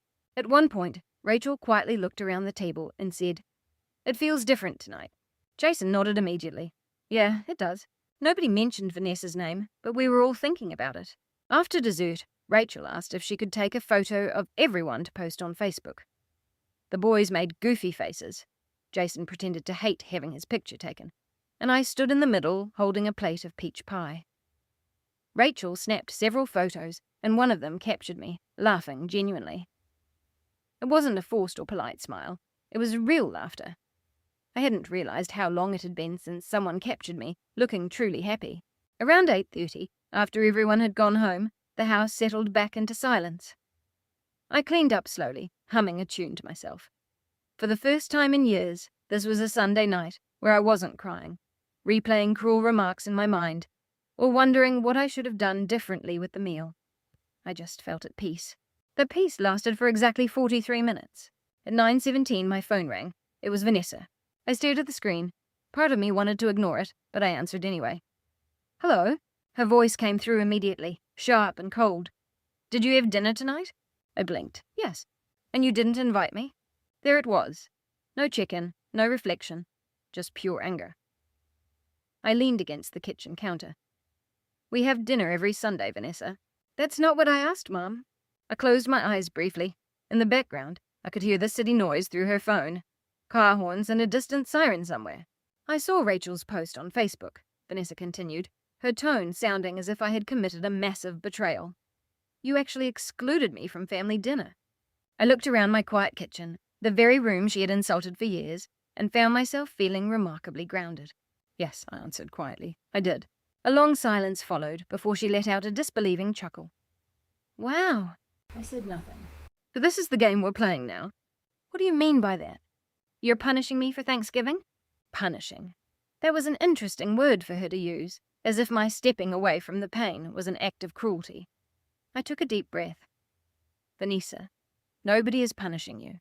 No, you are. You deliberately left me out." My chest tightened slightly, but my voice remained steady. "For a long time now, you've seemed completely miserable at these dinners." "That is ridiculous." Another silence stretched between us. I don't think Vanessa expected me to stand my ground, certainly not this calmly. Usually during conflicts, I would quickly apologize just to keep the peace. But after Thanksgiving, something had fundamentally shifted. Perhaps pain eventually burns away a person's fear. Vanessa scoffed. "So Rachel and Jason are turning you against me now?" "No, they aren't." "Then what is this about?" I looked down at the dish towel in my hand, and then I finally said the words I had kept inside for years, calmly and honestly. "I just thought you'd be happier not eating food you clearly despise." Silence. Complete dead silence. I could almost hear her trying to process what I had just said. Then her voice turned icy. "Oh my God, you're sensitive about a joke. I criticize meals because I'm looking out for you." "Vanessa, I was joking around." "No," I replied gently. "You were humiliating me." Hearing those words out loud startled even me, because it was the first time I had openly acknowledged the truth without a filter. Vanessa immediately went on the defensive. "You are being incredibly dramatic." "I don't think I am." "You're seriously excluding your own daughter over mashed potatoes." The irony almost made me laugh. Mashed potatoes? As if that had ever been the real issue. "This has nothing to do with mashed potatoes, Vanessa." "Then what is it?" I finally gave her the honest truth. "It's about respect." Another long pause followed, and for the first time in years, I heard a hint of uncertainty in Vanessa's voice. "You're really holding a grudge over a single comment." "A single comment." I stared at Thomas's empty chair across the room. "No," I whispered. "I'm simply tired of the countless underhanded remarks over the years." Vanessa let out a sharp breath. "You know what? Fine. If everyone wants to be this sensitive, whatever." Sensitive. There was that word again, as if basic kindness had somehow become synonymous with weakness. Then she added coldly, "Honestly, Ethan said this would happen eventually anyway." That line caught my attention immediately. What is that supposed to mean? Nothing. No, Vanessa, what is that supposed to mean? She hesitated for a second, then let out a heavy, dramatic sigh. He said, "You always use this family dinner trick to make everyone feel guilty." That hit me harder than I wanted to admit, because suddenly everything made perfect sense. Ethan never saw family dinners as an act of love. To him, they were just an obligation, a form of manipulation, something old-fashioned and emotionally exhausting. And piece by piece, Vanessa had started seeing them the exact same way. A sudden wave of exhaustion washed over me. "I see." For the first time, Vanessa's voice softened just a fraction. "So that's it? You're just kicking me out now?" Hearing that broke my heart a little. Despite everything that had happened in that exact second, she still sounded like my little girl. But then I remembered Thanksgiving. I remembered the memory of Thomas, the years of quiet humiliation, and the intense anxiety I felt before every single Sunday dinner. Finally, I told her the absolute truth. "No, Vanessa, I'm just done begging my own daughter to be kind to me." She didn't answer. Neither did I. The silence between us felt massive. Then, without saying another word, Vanessa hung up. Standing alone in my kitchen, a terrifying realization washed over me. For the first time in my entire life, I didn't feel guilty. Vanessa didn't call me for 4 whole days. That was incredibly unusual for her. Normally, after an argument, she would either double down immediately or pretend nothing had happened at all. Silence was never her style. By Thursday afternoon, I knew a storm was coming. I was standing in the kitchen, peeling apples for a pie, when my phone buzzed. It was Vanessa. This time, I answered cautiously. "Hello." Her voice was calm. Too calm. "I've been thinking." That phrase alone made me tense. Vanessa only sounded that controlled when she was furious enough to go completely cold. "I think we need to talk about what happened." I slowly set the peeler down. "Okay. I think you're letting Jason and Rachel manipulate you." I closed my eyes for a brief second. Here it was. No accountability, no reflection, just blame. "They aren't manipulating me. They've always been jealous of me," Vanessa continued, "especially Rachel." I almost laughed out loud. It was a complete distortion of reality. Growing up, Rachel absolutely adored Vanessa. She followed her everywhere, borrowed her sweaters, and always defended her. But success has a strange way of rewriting a person's memories. "Nobody is jealous of you," I said quietly. "Then why am I suddenly being treated like the villain here?" I looked out the kitchen window toward the backyard, where Thomas used to grill burgers every single summer. "You really don't get it, do you?" Vanessa let out another dramatic sigh. "Mom, people poke fun at each other. It's normal." "No," I replied softly. "Cruelty only becomes normal when people stop standing up to it." Silence stretched over the line. Then her tone sharpened. "So now I'm cruel." The old version of me would have backed down instantly. I would have softened the truth just to avoid the conflict. But something inside me had permanently shifted. I no longer wanted a peace that was built on pretending I wasn't hurt. "I think you've been hurting me for a very long time," I answered honestly. The other end of the line went completely dead. For a second, I pictured Vanessa standing in her expensive Chicago apartment, holding her phone with that familiar expression of total disbelief she got whenever someone challenged her. Finally, she spoke again. Are you serious right now? What do you mean? You're acting like I mistreated you, all because I made a few comments about the food. The food. As if the meals themselves were ever the actual point. I leaned against the counter. Vanessa, it was never about the food.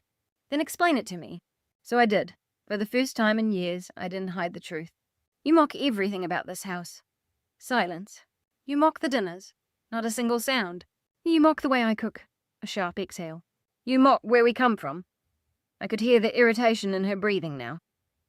And on Thanksgiving, I continued carefully, you insulted your father's memory. Vanessa immediately erupted. Oh my God, I did not insult Dad. I was making a joke. You joked that he passed away because of my cooking. It was a joke. You humiliated me in front of company. That is ridiculous. No, I said calmly, it's the truth. Another heavy silence settled between us. Then Vanessa's voice turned completely to stone. You know what I think. I think you love playing the victim. That line cut deeper than all the others because it brought a painful realization. Vanessa genuinely believed she was the reasonable one. I swallowed hard. You think setting a boundary is playing the victim? I think shutting your own daughter out of family dinners is emotional manipulation. I stared at the countertop as a quiet anger began to build in my chest. It wasn't an explosive rage, but a cold, dangerous certainty. It was the kind of anger that grows after quietly swallowing years of disrespect. For years, I said softly, I spent every Sunday feeling sick to my stomach in my own kitchen, terrified of what you were going to criticize next. Vanessa didn't reply. I changed my recipes because of you. Still silence. I stopped making the things your father loved because you made me feel ashamed of them. Suddenly, I heard a different sound on the line. It wasn't anger, it was discomfort, but she brushed it off quickly. You're exaggerating. No, I whispered. I'm finally being honest. That seemed to push her over the edge. Fine, Vanessa snapped. If you want the truth, here it is. You take everything so personally because you refuse to adapt. I frowned. What is that supposed to mean? It means the world changes. Mum, people change. You can't expect everyone to pretend that small-town traditions are the center of the universe forever. There it was again. That condescending attitude. That sense of shame and embarrassment, as if family traditions were somehow a badge of failure.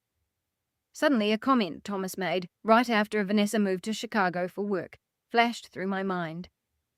She's running away from something. Back then I had asked him what he meant.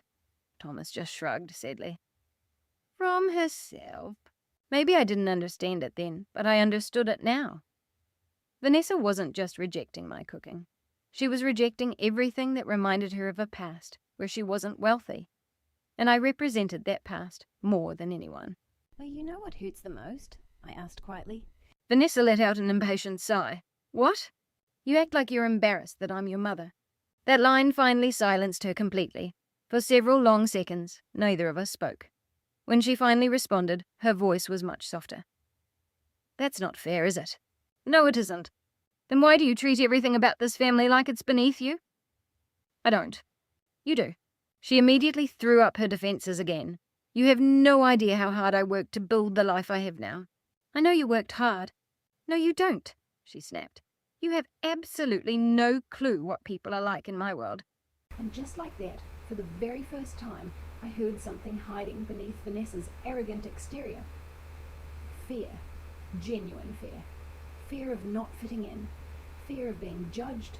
Fear that people would discover she came from a normal middle-class family in Ohio instead of the sophisticated fantasies she had built around herself. But instead of facing that fear honestly, she turned it into a sense of superiority. I slowly sat down at the kitchen table. You know what your father used to say? Vanessa didn't answer. He used to say that people who are genuinely comfortable with themselves don't feel the need to constantly prove they're better than everyone else. The silence that followed was suffocating. Then Vanessa let out a bitter laugh. Wow. So now even Dad would be disappointed in me. I regretted saying it the moment the words left my mouth. Vanessa, oh, it's fine. Her voice sounded even colder now, sharper. I get it. Jason and Rachel are the good kids. I'm the bad one. This isn't about picking sides, isn't it? Because it certainly feels like it lately. I rubbed my forehead, completely exhausted. This is not about sides. Then invite me this Sunday. The demand was sudden and direct, like a test. I froze. A part of me instantly wanted to say yes, because that's what mothers do. We restore comfort. We diffuse tension. We open the door back up, even when we're still bleeding from the last time someone carelessly walked through it. But then I remembered Thanksgiving. I remembered the humiliation, the anxiety, and the profound relief of that first quiet dinner without her. Most of all, I realized Vanessa still hadn't apologized. Not once, and certainly not sincerely. Instead, she was just making excuses for why her behavior should be tolerated. That wasn't remorse. That was entitlement. I took a deep breath. No. The word shocked both of us. What? No, I repeated gently. Not this Sunday. Vanessa went completely silent. Finally, she whispered, "Are you serious?" "Yes." Over a few comments about food. I closed my eyes. No, Vanessa. Over years of disrespect. For the first time since she was a child, I was letting my daughter sit with the consequences of her actions instead of saving her from them. She hung up without another word. Afterward, I sat there, staring at the quiet kitchen around me. My heart ached. Of course it did. The whole situation was heavy. But beneath the sadness, something else was taking a root. Self-respect. Once you finally remember that you deserve kindness, it becomes incredibly difficult to go back to the lie that cruelty is just a form of love. About 2 weeks after I stopped inviting Vanessa to Sunday dinners, Rachel called me on a Wednesday evening, sounding incredibly tense. "Mom," she said carefully, "Vanessa invited everyone over to her place for dinner this Saturday."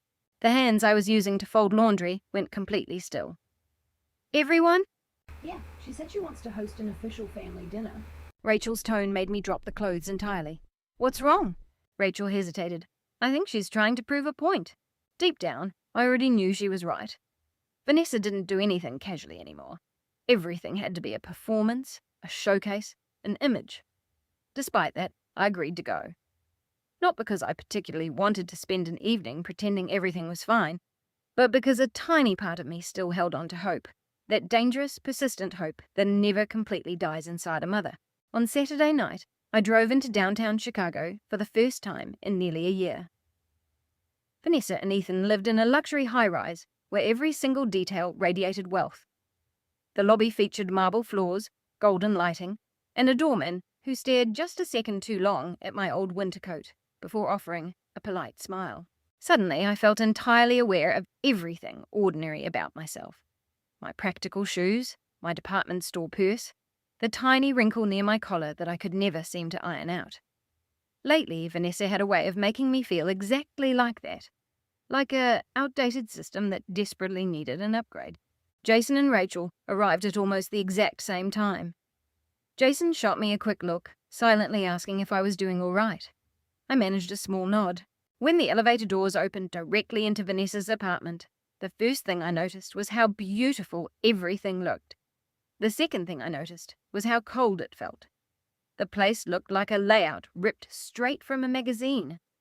Floor-to-ceiling windows looked out over the city skyline, glittering against the dark night sky. The white kitchen counters were massive, yet completely devoid of any actual cooking. Soft jazz played quietly from hidden speakers. Everything matched flawlessly. Everything looked like an untouched museum exhibit. A woman in a black uniform approached us, carrying a tray of appetizers. I blinked in surprise. Vanessa walked over, a bright smile on her face. "Oh, wonderful. You're here." I stared at the woman. "You hired help." Vanessa gave a soft laugh. "It just makes things easier." Easier. I looked around the spotless kitchen. There was no aroma of cooking food, no warmth, no mess, no memories. Just a display. Ethan appeared at Vanessa's side, holding a wine glass. "Nicole," he said smoothly, "welcome to civilization." Jason immediately muttered under his breath, "Oh, brother." Vanessa shot him a warning look. "What was that?" "Just a joke," Ethan replied carelessly. Rachel already looked incredibly uncomfortable. We moved into the dining area, where an elegant table was set with tiny portions of food arranged like pieces of artwork. I didn't even know what half of it was. One plate featured edible flowers, another had some sort of foam, and minimal streaks of sauce. were painted across the white porcelain. My oldest grandson loudly whispered to Jason, "Where's the actual food?" Despite the tension, I almost laughed. Vanessa overheard him.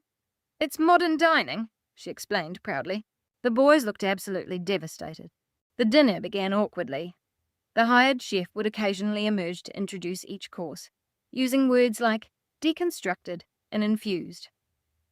Over a dish that featured a single scallop, Jason leaned toward me and whispered, "I am definitely hitting a drive-through on the way home." I nearly choked, trying my hardest to suppress a laugh. For the first 20 minutes, Vanessa seemed completely triumphant, as if she had finally created a dining experience she considered vastly superior to my dinners. Everything looked expensive. Everything sounded sophisticated. But emotionally, it felt entirely empty. Nobody was relaxed. Nobody was reaching across the table to pass a dish. Nobody was interrupting each other with loud laughter. The kids barely touched their food. Even Rachel sat rigidly, clearly trying to avoid saying anything critical. At one point, Vanessa proudly raised her wine glass. "See, this is what a dinner should feel like, without all that heavy comfort food weighing things down." Jason stared at her. What exactly is wrong with comfort? Vanessa let out an exaggerated sigh. Nothing. I'm just saying that humans are capable of evolving. There was that word again, evolving, as if kindness, warmth, and tradition were nothing more than primitive flaws. Ethan smirked slightly. I think Nicole just takes the food stuff too personally. Rachel immediately dropped her fork. She's been taking shots at Mom for years. Oh, please, Vanessa replied. I just make a few observations. Yeah, you humiliate her, Rachel snapped. Vanessa leaned back in her chair. I think everyone is just obsessed with feeling offended lately. The table fell completely silent. I looked down at the tiny decorative portion of food on my plate and realized something strange. For the first time in years, I wasn't intimidated by Vanessa anymore. I just felt incredibly sad for her. Because despite all the money surrounding us, this dinner was missing the one thing people actually remember: love. Right then, one of the boys whispered a bit too loudly, "Grandma's mashed potatoes are way better." Jason burst into a loud laugh. Even Rachel smiled. Vanessa's face tightened instantly. Can we please not compare literally everything to Mum's dinners? Jason shrugged. You brought it up first. No, I invited everyone here to move forward. Rachel frowned. By proving your dinner is fancier? Vanessa scoffed. Oh my God, why does everyone always assume the absolute worst of me? Because you give us every reason to, I thought. But I kept it to myself. Then Ethan chimed in carelessly. Honestly, I think people romanticize the struggle a bit too much. There's really nothing noble about staying stuck in small-town habits forever. That completely lit the fuse. Jason slowly leaned back. You know what your problem is. Vanessa immediately tried to cut him off. Jason, stop. No, he said firmly, interrupting her. You two think money automatically makes you better people. We never said that. It's exactly what you constantly imply. Vanessa looked thoroughly exhausted now. Can we please not turn this into a therapy session? Rachel crossed her arms. You're the one who invited us. Yes, because Mom decided to exile me over mashed potatoes. I finally spoke up, keeping my voice calm. It was never about the potatoes. The room went quiet again. Vanessa locked eyes with me. Then tell me what it's about. I watched her for a few long seconds. It's about making people feel small. In that moment, the expression on Vanessa's face shifted. It wasn't complete guilt, but rather a distinct flash of discomfort. Because deep down, she knew. She knew the dinners at my house were never just about the food. They were about belonging. And inside this flawless apartment, surrounded by expensive plates and a skyline view, nobody actually belonged to each other. The dinner ended much earlier than expected. Nobody stayed behind to linger. At my house, people would stick around for hours after eating, talking, laughing, and packing up leftovers. Tonight, everyone left with a visible sense of relief. Rachel hugged me near the elevator. Are you okay? I nodded gently. Actually, I'm doing great. And surprisingly, I meant it. For the first time, I saw Vanessa clearly. Not as a powerful daughter whose approval I desperately needed, but as an incredibly insecure woman fighting tooth and nail to escape her own past. As Jason and I waited for the elevator, he glanced back at Vanessa's apartment. Did you notice something? What's that? In there, nobody actually looks happy. I thought about the pristine kitchen, the fancy catering, the forced sophistication, and the heavy silences. Then I thought about the crowded little dining room back home, filled with laughter, people passing extra portions, and the kids stealing cornbread before dinner was even served. The truth hit me clearly. Vanessa had spent years mocking my meals because she confused elegance with warmth. But warmth can't be purchased. It has to be built slowly and patiently, day after day, year after year, by showing people they are loved. Deep down, I think Vanessa was finally realizing that her beautiful life felt strangely empty compared to a tiny kitchen in Ohio filled with the very food she claimed to hate. 3 days after Vanessa's dinner party in Chicago, I was standing in the grocery store comparing canned tomatoes when I heard someone call my name from the end of the aisle. Nicole Black. I looked up in surprise. Margaret Lewis was standing there smiling at me, wearing the exact same bright red lipstick she'd been using since 1987. I hadn't seen Margaret in nearly 6 years. She had aged, of course, we both had, but her energy hadn't changed a bit. She still looked like someone who was permanently in a hurry to get somewhere exciting. "Oh my goodness," I laughed softly. "Margaret?" She immediately pulled me into a hug. "What is wrong with you?" she demanded dramatically. "You completely disappeared from civilization. I live 20 minutes away from you, and it's basically the wilderness out there." I laughed harder than I had in a long time. Margaret just had that effect on people. Decades ago, back when we were in our 30s, we worked together at Parker's family diner downtown. Margaret managed the front of the house, and I ran the kitchen. Those were some of the hardest years of my life, but somehow they were also the happiest. It was before the kids grew up, before the grief settled in, and before family dinners started feeling painful instead of comforting. Margaret grabbed my shopping cart and immediately started chatting away. "I heard about Thomas years ago," she said gently. "I'm so sorry I wasn't around back then." Hearing his name still brought a dull ache to my chest. "Thank you. How are the kids?" I hesitated for just a second. "It's complicated." Margaret gave a knowing sigh. "Isn't it always?" We ended up standing in that grocery aisle for nearly 40 minutes, talking about getting older, retirement, and how strange it feels to wake up one day and realize your children are middle-aged adults with opinions you don't always recognize. Then, out of nowhere, Margaret asked, "Are you still cooking?" "You," I shrugged, "just for family dinners." "That's not what I meant." I looked at her closely. Margaret crossed her arms. "You were the absolute best cook Parker's ever had." I immediately laughed. "You're exaggerating." "No, I'm not." Her tone turned serious. "People used to line up down the block in the dead of winter just for your beef stew." That caught me off guard because, honestly, I hadn't thought about Parker's diner in years. Not really. Back then, Thomas and I were barely making ends meet. I was working endless shifts in the kitchen while he put in overtime at the factory. Sometimes we'd pass each other in the hallway at home, too exhausted to even speak. But those years mattered. Parker's wasn't fancy. It had squeaky booths, chipped mugs, and old coffee that seemed to refill itself forever. But people loved that place, especially the food. The food I made. I could still remember the winter of 1998, when a massive blizzard shut down half the town for 3 days. Parker's stayed open because people needed a hot meal, and I practically lived in that kitchen, churning out soups, stews, and biscuits around the clock. Margaret smiled at the memory. "Do you remember old Mr. Callahan, the retired mailman?" "I do. He came in every single Tuesday, just for your chicken and dumplings." I laughed softly. "He flirted with every waitress over the age of 60. Margaret pointed at me playfully. "He had a massive crush on you specifically." For a moment, standing there between the canned vegetables and pasta sauces, I felt younger, lighter. Then Margaret asked with forced casualness, "Why did you stop?" I frowned. "Stop what? Cooking professionally?" The question caught me off guard because the answer seemed so obvious to me. I had never actually examined it before. "Because of the kids," I said simply. "Because of life." Margaret tilted her head.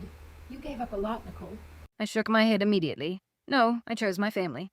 "That's not the same thing." Her words lingered in my mind far longer than I expected. After we checked out, Margaret stopped me in the parking lot. "Oh, before I forget." She rummaged quickly through her bag and handed me a brightly coloured flyer. "The Dayton Winter Food Festival. Local Legends Cooking Competition." I stared at it blankly. Margaret grinned. "I'm helping organise it this year." "That's nice." "I want you to enter." I laughed out loud immediately. "Oh, absolutely not."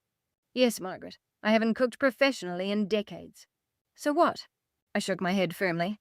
I'm 67 years old. I'm not entering a cooking competition. It's not really a competition, she argued. It's a community event. I'll pass. Margaret narrowed her eyes. Why are you acting so afraid? That annoyed me slightly. I'm not afraid. Then do it. I opened my mouth to argue, then stopped. A highly uncomfortable realization hit me. Maybe I was afraid. Not of the cooking itself, but of the judgment, the criticism, and failing publicly. And beneath all of that, Vanessa's voice echoed in my head. Outdated, unhealthy, embarrassing, small-town food. Margaret watched my expression closely, and her face softened. Oh, honey, she asked quietly, who made you doubt yourself this much? The question hit me so hard I almost looked away. Until that exact moment, I hadn't realized how deeply Vanessa's comments had taken root inside me. I used to cook without fear, with absolute confidence and joy. Now, I doubted everything, even when I was just seasoning a soup in my own kitchen. Margaret gave my arm a gentle squeeze. Nicole Black, she said firmly, you used to feed half this town. I gave an embarrassed smile. That's an exaggeration. No, she replied, it's the truth. Later that evening, I sat alone at the kitchen table, staring at the festival flyer. The house smelled faintly of cinnamon because I had baked muffins that afternoon. Outside, snow fell softly against the window. For some reason, I kept thinking about the person I used to be, before I became so terrified of criticism. Back then, Thomas would sit right where I was sitting now, constantly encouraging me. You could open your own place one day, he'd always say. I used to just laugh it off, but deep down, I loved cooking. Not just as a mother, but for myself. There was a difference. The realization startled me. Over the years, I had quietly stopped being Nicole. I had become the mother, the wife, the caregiver, the cook who made food for everyone else. Maybe I had forgotten that beneath all that giving, I actually possessed a gift of my own. My phone suddenly buzzed. It was a text from Jason. Sunday dinner? I smiled softly. A few seconds later, another message arrived. Also, Mom, your mashed potatoes are undefeated. I laughed out loud. Then Rachel texted, tell Mom she better make cornbread this week. For the first time in a very long time, my kitchen didn't feel like a source of anxiety. It felt alive again, warm and needed. Suddenly, looking down at that festival flyer, I could clearly hear Thomas's voice echoing in my mind. You're still incredible at this, Nick. Tears unexpectedly welled up in my eyes. After years of being mocked, dismissed, and made to feel obsolete, I realized something incredibly important. Vanessa had spent so much time criticizing my cooking that I had forgotten other people once thought it was extraordinary, and maybe, just maybe, I was finally ready to remember that too. The morning of the Dayton Winter Food Festival, I almost didn't go. At 67, fear feels different than it does when you're young. It's quieter, more logical. It disguises itself as practical thinking. You tell yourself things like, what's the point? You're too old. Nobody cares anyway. I stood in my bedroom holding 2 different sweaters, trying to convince myself I wasn't incredibly nervous. Rachel arrived first to drive me downtown. The moment she stepped through the front door, she gave me a knowing smile. You're panicking. I am not. You've changed your outfit twice? I frowned. How do you know that? Because one of the sweaters is still sitting on the couch. I looked toward the living room and sighed. Rachel laughed softly, walking over to squeeze my shoulder. Mom, what's wrong? You're going to do amazing. That single sentence nearly made me lose my composure. Encouragement had become such a foreign concept lately. It wasn't until people started offering kindness back to me that I realized just how starved for it I had been. Jason met us downtown with the boys, who were already wired after drinking hot chocolate and eating too much sugar. The festival spanned nearly 3 blocks. Local vendors lined the streets selling chili, baked goods, smoked meats, coffee, and desserts. Even though it was afternoon, Christmas lights were already strung up overhead. Music drifted through the crisp air, and people wrapped in thick coats chatted and laughed as they moved between booths. The place felt incredibly alive and warm, despite the freezing weather. Margaret spotted me immediately near the registration tent. There she is. Before I could even react, she dramatically grabbed both my hands. Nicole Black returns to civilization. I rolled my eyes. You really need to find some new material. Don't need to, Margaret replied proudly. I know what works. She kept talking non-stop as she led me toward my station. You're already causing a stir. What do you mean? People saw your name on the local vendor list. I gave a nervous laugh. Margaret, nobody remembers me. She stopped walking and looked at me directly. Oh, honey, she said softly. You have absolutely no idea. My booth sat near the centre of the festival, right next to a bakery setup and across from a barbecue smoker. The sign was simple. Nicole Black, homemade beef stew and cornbread. That was it. No trendy branding, no fancy descriptions. Just the food. My food. For the first 20 minutes, I nervously adjusted the ladles, pretending not to notice the looks people were giving me. Then the very first customer approached. An older man wearing a Detroit Lions hat stared at me for a few seconds, before his face completely lit up. Wait a minute, he said slowly. Parker's Diner. I blinked. You remember? He laughed loudly. Lady, your beef stew got me through 2 divorces. I burst out laughing. A few minutes later, he returned with 3 other people. Then another group arrived. Then another. Suddenly, people weren't just buying food. They were sharing stories. Oh my God, I used to come in every single Friday after work for your chicken and dumplings. You catered my cousin's wedding back in 2001. My dad talked about your peach pie for years. One woman took a bite of the stew and looked like she was about to cry. This tastes exactly like the way my grandmother used to make it. That comment hit me deeply because I finally understood something Vanessa never would. Food is never just about the ingredients. It's about memory, comfort, and connection. People weren't standing in line because my recipes were trendy. They were there because my food made them feel cared for. Once I realized that, something inside me completely let go. I stopped doubting myself, stopped overthinking, and stopped hearing Vanessa's critical voice in my head. By mid-afternoon, our booth had one of the longest lines at the entire festival. Jason looked completely stunned. Mom, he whispered, you're kind of a celebrity out here. I smiled. Calm down. No, seriously, Rachel added. People are actually taking photos of your stew. One of my grandsons proudly yelled to a group of strangers, "That's my grandma!" Margaret walked past, smiling like she had personally won an Olympic gold medal. I told you so. I shook my head, laughing. You're unbearable, but you were right. Then something entirely unexpected happened. A young woman holding a microphone stepped up to the booth. Ms. Nicole Black? I looked up nervously. I'm Jenna Morris with Dayton Life magazine. Do you have a few minutes for a quick interview? I nearly dropped my ladle. Me? She smiled warmly. We've been hearing people talk about your booth all afternoon. Rachel immediately whispered, Mom, do not say no to this. So, 20 minutes later, I found myself standing next to giant steaming pots of beef stew, interviewing with a reporter under the festival lights and cameras. Jenna smiled kindly. So what makes your recipes so special? I automatically opened my mouth to offer a humble, self-deprecating response. But I stopped myself. For years I had been minimizing who I was, shrinking my presence, and apologizing for taking up space. This time, I spoke the absolute truth. I cook with the exact same feeling I want my family to experience. Jenna tilted her head slightly. What does that mean? I looked out over the festival.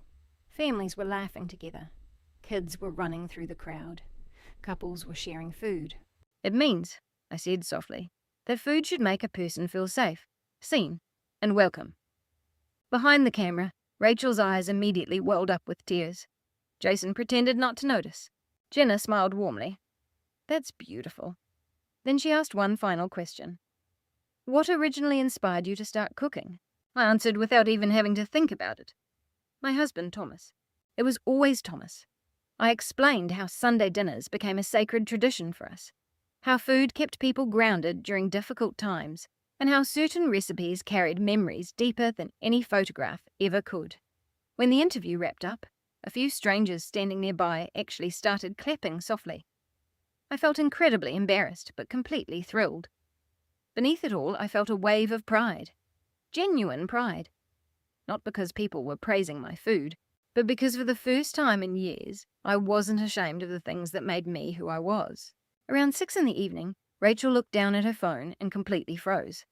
Her expression changed instantly. What's wrong? Jason asked. Rachel looked at me cautiously. Vanessa saw the article. My stomach tightened slightly. What article? Rachel turned the phone around. Dayton Life magazine had already posted a preview of the festival interview online. The photo showed me standing behind the booth, smiling next to the giant pots of stew. The headline read, "The woman feeding her community with love." My throat tightened unexpectedly, because it had been a very long time since anyone had used such kind words to describe me. Jason looked between Rachel and me. "What did Vanessa say?" Rachel hesitated, then whispered. She commented, "Interesting that people are still celebrating such unhealthy food." Jason scoffed immediately. "You have got to be kidding me." But strangely, this time I didn't feel devastated. I looked around at the crowded booth, filled with happy strangers enjoying my food. People were laughing, sharing stories, and coming back for second helpings. Suddenly, Vanessa's opinion felt smaller than it ever had before. Not completely unimportant, she was still my daughter, but she no longer held the power to define my worth. Margaret appeared at my side again, holding a fresh batch of cornbread. "Are you doing all right?" I smiled gently. "Yeah." And for the first time in years, that answer was completely true. I should have known Vanessa would make a move. Not in person. It wasn't time for that yet. But Vanessa never stayed far away from anything that made her feel threatened. Starting the next morning, my phone wouldn't stop buzzing. Rachel called first thing. "Mum, have you looked at Facebook?" I was still in bed. "No, what happened?" A long pause. Vanessa left a comment on the magazine's post. My chest tightened slightly. I figured she would. Jason called just a few seconds later. "She's completely unraveling," he said bluntly. "What are you talking about? Is she arguing with people online?" That made me sit right up. "How is she arguing?" Another pause. "She's trying to explain why your food is terrible for you, and everyone is basically telling her to shut up." I closed my eyes. This wasn't the version of Vanessa I was used to. My daughter was usually confident, in control, and carefully maintained a flawless image. But lately, every time she reacted to me, it didn't look like confidence anymore. It looked like panic. By noon, Margaret showed up at my house unannounced, holding her phone out like she was displaying evidence at a crime scene. "You are officially viral," she announced. "I'm what?" She shoved the screen in front of my face. The article had completely exploded overnight. Comments, shares, and retweets from local news outlets. People weren't just praising my cooking anymore. They were sharing their own histories. I used to eat at Parker's every single week. My grandmother learned to cook using Nicole Black's recipes. This is what real food is supposed to look like. I stared at the screen in complete disbelief. "This can't be real." "Oh, it's entirely real," Margaret said, "and someone is incredibly unhappy about it." I already knew exactly who she meant. Vanessa. Later that afternoon, Jason came over early.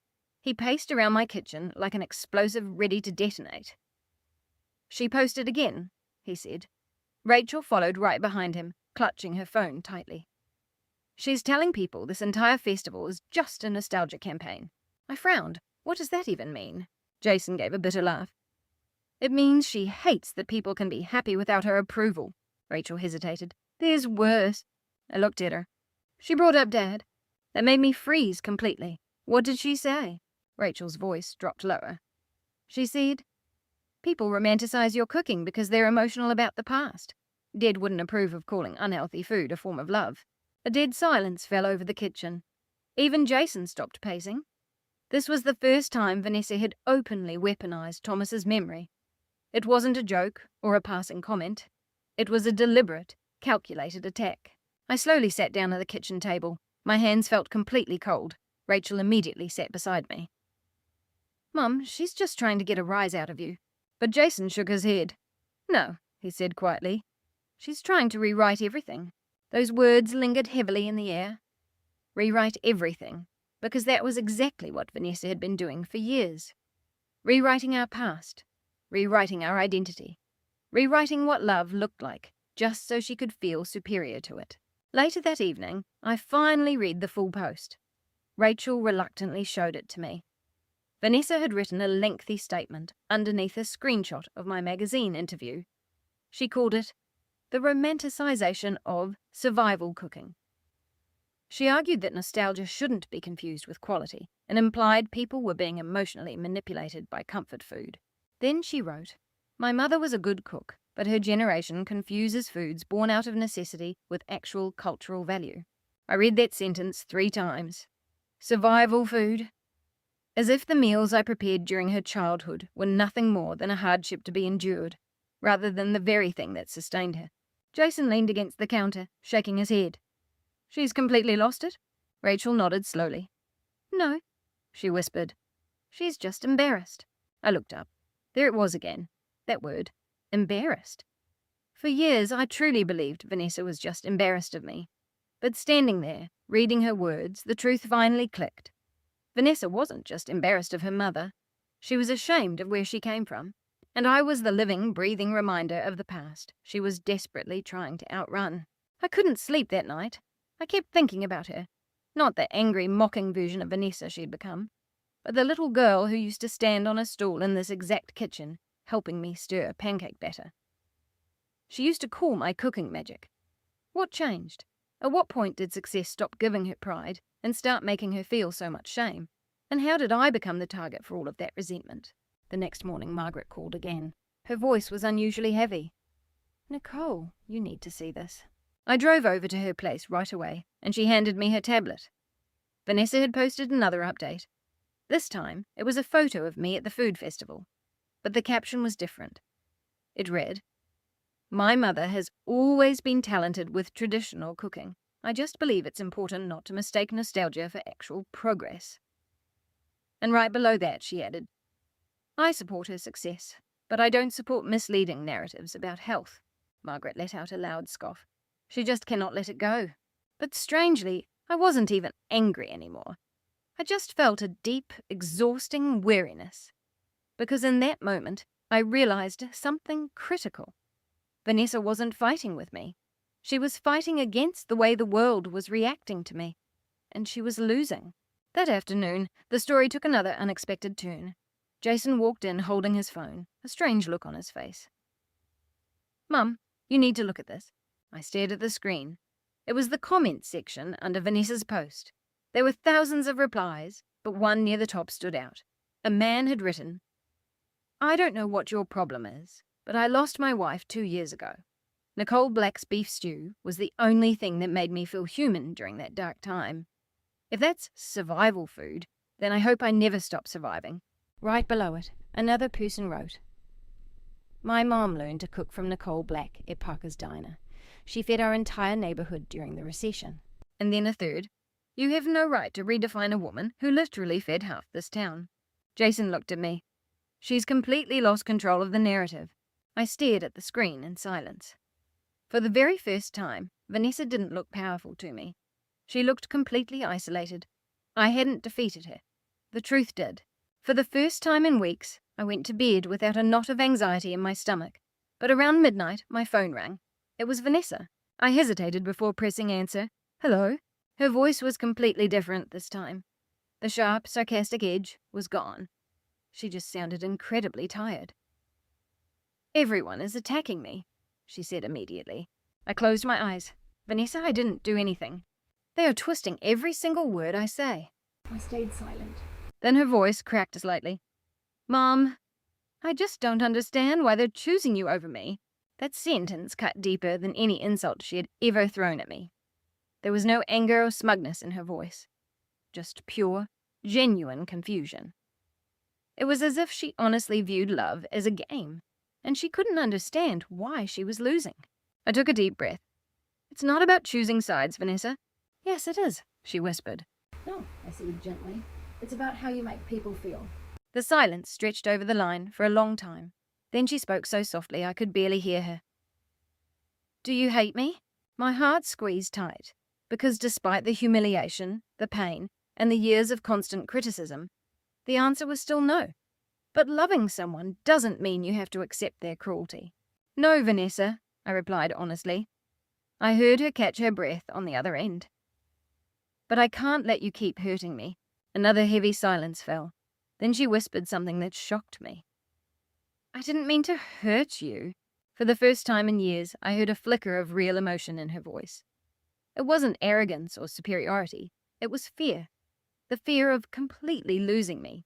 Healing doesn't happen overnight. It happens in tiny moments, through the small cracks of old broken patterns. I closed my eyes. "I know," I murmured.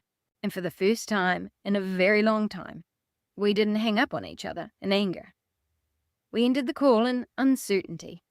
But somehow that felt like the beginning of something We both didn't quite understand yet.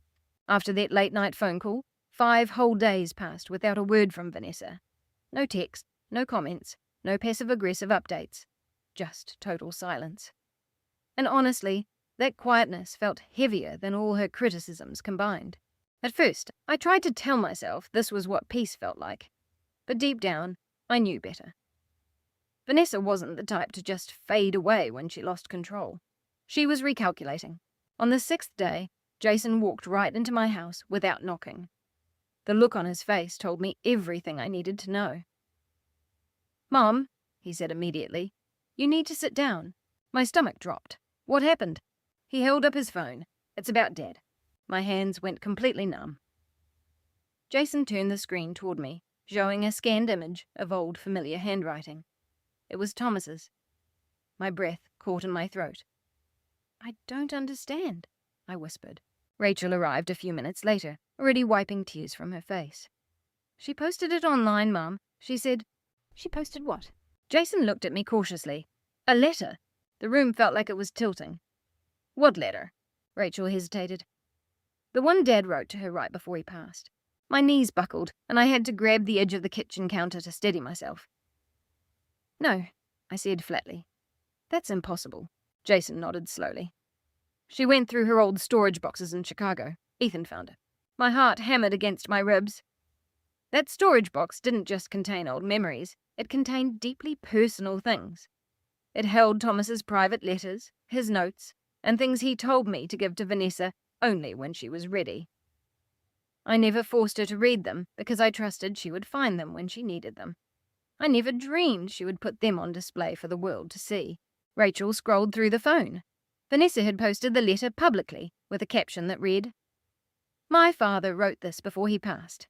I think it's important for people to see the emotional manipulation behind traditional family expectations." I froze. Jason muttered a curse under his breath, and Rachel began reading the highlighted sections out loud. Thomas's words echoed through my kitchen like a ghost. "I need you to understand what your mother gave up for you. I hope you never mistake her love for weakness. She cooks for this family because that is how she keeps us anchored." My throat ached with a sudden, sharp pain. But underneath every single line, Vanessa had added her own commentary, her own twisted interpretations. She claimed the letter was proof that I used emotional dependency to control the family. Jason slammed his phone onto the table. "She's completely lost her mind." But Rachel shook her head. "No," she whispered. "She's desperate." I slowly sank into a chair because my legs couldn't support me anymore. I wasn't even angry. I was just stunned by the sheer malice of it. She wasn't just attacking me anymore. She was rewriting Thomas. She was turning his love into manipulation, his sacrifice into control, and his memory into a weapon. I didn't sleep at all that night. I sat alone in the kitchen, staring at the table Thomas had built with his own 2 hands. Every scratch in the wood felt like a violated memory. By morning, the entire town knew about the post. Margaret called before I could even finish my coffee. "Nicole," she said gently, "I'm coming over right now." Her tone told me everything I needed to know. By noon, my house was full. Jason was pacing the floor, Rachel was quietly crying in the corner, and Margaret was furious, but I just felt completely numb. "I can't believe she would stoop this low," Margaret said, shaking her head. "That letter belongs in a private memory box, not an online debate." Jason looked utterly exhausted. "She's not listening to reason anymore. She just wants to win." Rachel looked up at me. "Mom, what do we do?" I couldn't answer her right away. For the first time in my life, I truly didn't know. Later that evening, an unknown number flashed on my phone. I almost ignored it, but intuition told me to pick up. "Hello?" A man's voice responded, polite and cautious. "Ms. Black? My name is Daniel Carter. I'm with the Dayton Food Festival Committee." I frowned. "Yes? We need to discuss some recent online activity involving your daughter." My chest tightened. "Is there a problem?" He paused. "Not exactly a problem, but things have become quite complicated." 2 hours later, I found myself sitting in a small conference room downtown. Margaret sat beside me, Jason stood by the door, and Rachel held my hand tightly. Daniel placed a stack of printed documents on the table. "Your daughter has contacted multiple organizations involved with the festival. he said gently. She's claiming that our feature story completely misrepresented her family's dynamic. I blinked. She wasn't even at the festival. Daniel nodded. And that's where this gets difficult. He slid another document toward me, complete with a legal letterhead. My heart sank. She is demanding that we retract your interview. The room went dead silent. Jason let out a bitter laugh. So now she's trying to erase her own mother. But Daniel raised a hand. There's more. He hesitated for a second. She also submitted a statement arguing that your recipes shouldn't be labelled as an authentic community heritage because she believes they promote an unhealthy lifestyle. Margaret immediately boiled over. This is absolutely ridiculous. But I could barely hear her. The reality of the situation finally hit me. Vanessa wasn't just fighting me anymore. She was trying to redefine reality. If she could convince the world that my life's work meant nothing, then maybe she could convince herself that her own past didn't matter. I went home alone that night. For the first time in weeks, the house felt cold and unfamiliar again. I walked into the kitchen and opened the old drawer where I kept Thomas's handwritten recipes. The pages were worn and stained, but deeply familiar. I flipped through them slowly. Every single card carried a memory. Every note in his handwriting felt like a conversation I wasn't ready to lose. Suddenly, a wave of absolute clarity washed over me. I wasn't acting out of impulse or defensiveness. I picked up my phone and called Margaret. I'm going to respond to her. She didn't ask what I meant. She already knew. The next morning, I walked into the old building that used to house Parker's Diner. It had closed down years ago and turned into a small community hall, but the kitchen was still intact. Margaret unlocked the door for me. This place hasn't been used in years, she said. I stepped inside slowly. The same stainless steel counters, the same stove. The exact space where so many of my memories were born. I stood there for a long moment, then tied an apron around my waist. For the first time in a very long time, I cooked without a single shred of fear. I wasn't doing it for Vanessa. I wasn't looking for approval, and I wasn't defending myself. I was just honoring the truth. By afternoon, Margaret uploaded a short video online. It showed me in that kitchen, simmering a pot of Thomas's favourite beef stew. There were no explanations and no arguments. Just the food, and my voice saying, "This isn't just nostalgia. This is love you can taste." Within hours, that video travelled faster and further than anything Vanessa had ever posted. The comments flooded in again, but this time, people weren't debating. They were remembering, and somewhere in Chicago, Vanessa was watching.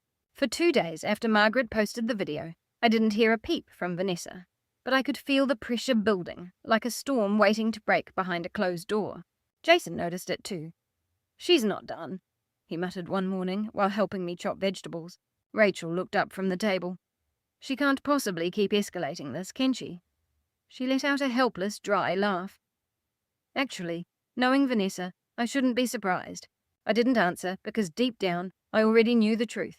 People don't stay silent when they feel their entire identity slipping away. And Vanessa was rapidly losing control of the story she had spent years telling herself. That afternoon, the phone finally rang. It was an unknown number, but I knew exactly who it was. I answered. "Hello." Mom." Her voice had changed again. The anger and defensiveness were gone, replaced by a tight, strained desperation. "I saw the video." I kept wiping down the counter, keeping my movements steady. "I see." There was a long pause before her words came rushing out. "You're making me look like a villain." I stopped wiping. "That was never my intention." "It doesn't matter," she snapped. "People are attacking me everywhere I go now." I turned off the faucet. "Then I guess you finally know what that feels like." A heavy, suffocating silence fell over the line. Vanessa let out a sharp breath. "This isn't about feelings, Mum. It's about facts." I leaned against the counter. "Then let's talk about the facts." Another pause. "You're making this into a much bigger deal than it actually is." I closed my eyes for a brief second. "No, Vanessa," I said calmly. "You made it a big deal the moment you brought your father into this." That struck a nerve. I didn't mean to. "You published his private letter," I interrupted gently. "You turned his words into a weapon." Her voice rose a bit. "I was just trying to explain the context." "You don't need to humiliate your family to explain context." The line went quiet again. Then something entirely unexpected happened. Her voice cracked and she whispered, Do you have any idea what it's like? To feel like you don't belong anywhere? I froze. I wasn't shocked by the statement itself, but by the raw truth hiding underneath it. There was no arrogance left, no superiority, just deep, long-standing fear. I slowly sat down at the kitchen table. Vanessa. I'm serious, she said quickly, as if she needed to defend herself before I could reply. In Chicago, everyone is so incredibly polished, flawless. They all have these perfect backgrounds. I stayed silent, letting her speak. And then there's me, she continued, from Ohio, from a house that eats casseroles and uses second-hand furniture, with a mom who everyone thinks is sweet but totally old-fashioned. Her words were hurtful, but they didn't cut the way they used to. Now they just sounded like a confession. I asked softly, Is that what Ethan told you? A long pause. He didn't have to say it out loud. That was all the confirmation I needed. I closed my eyes.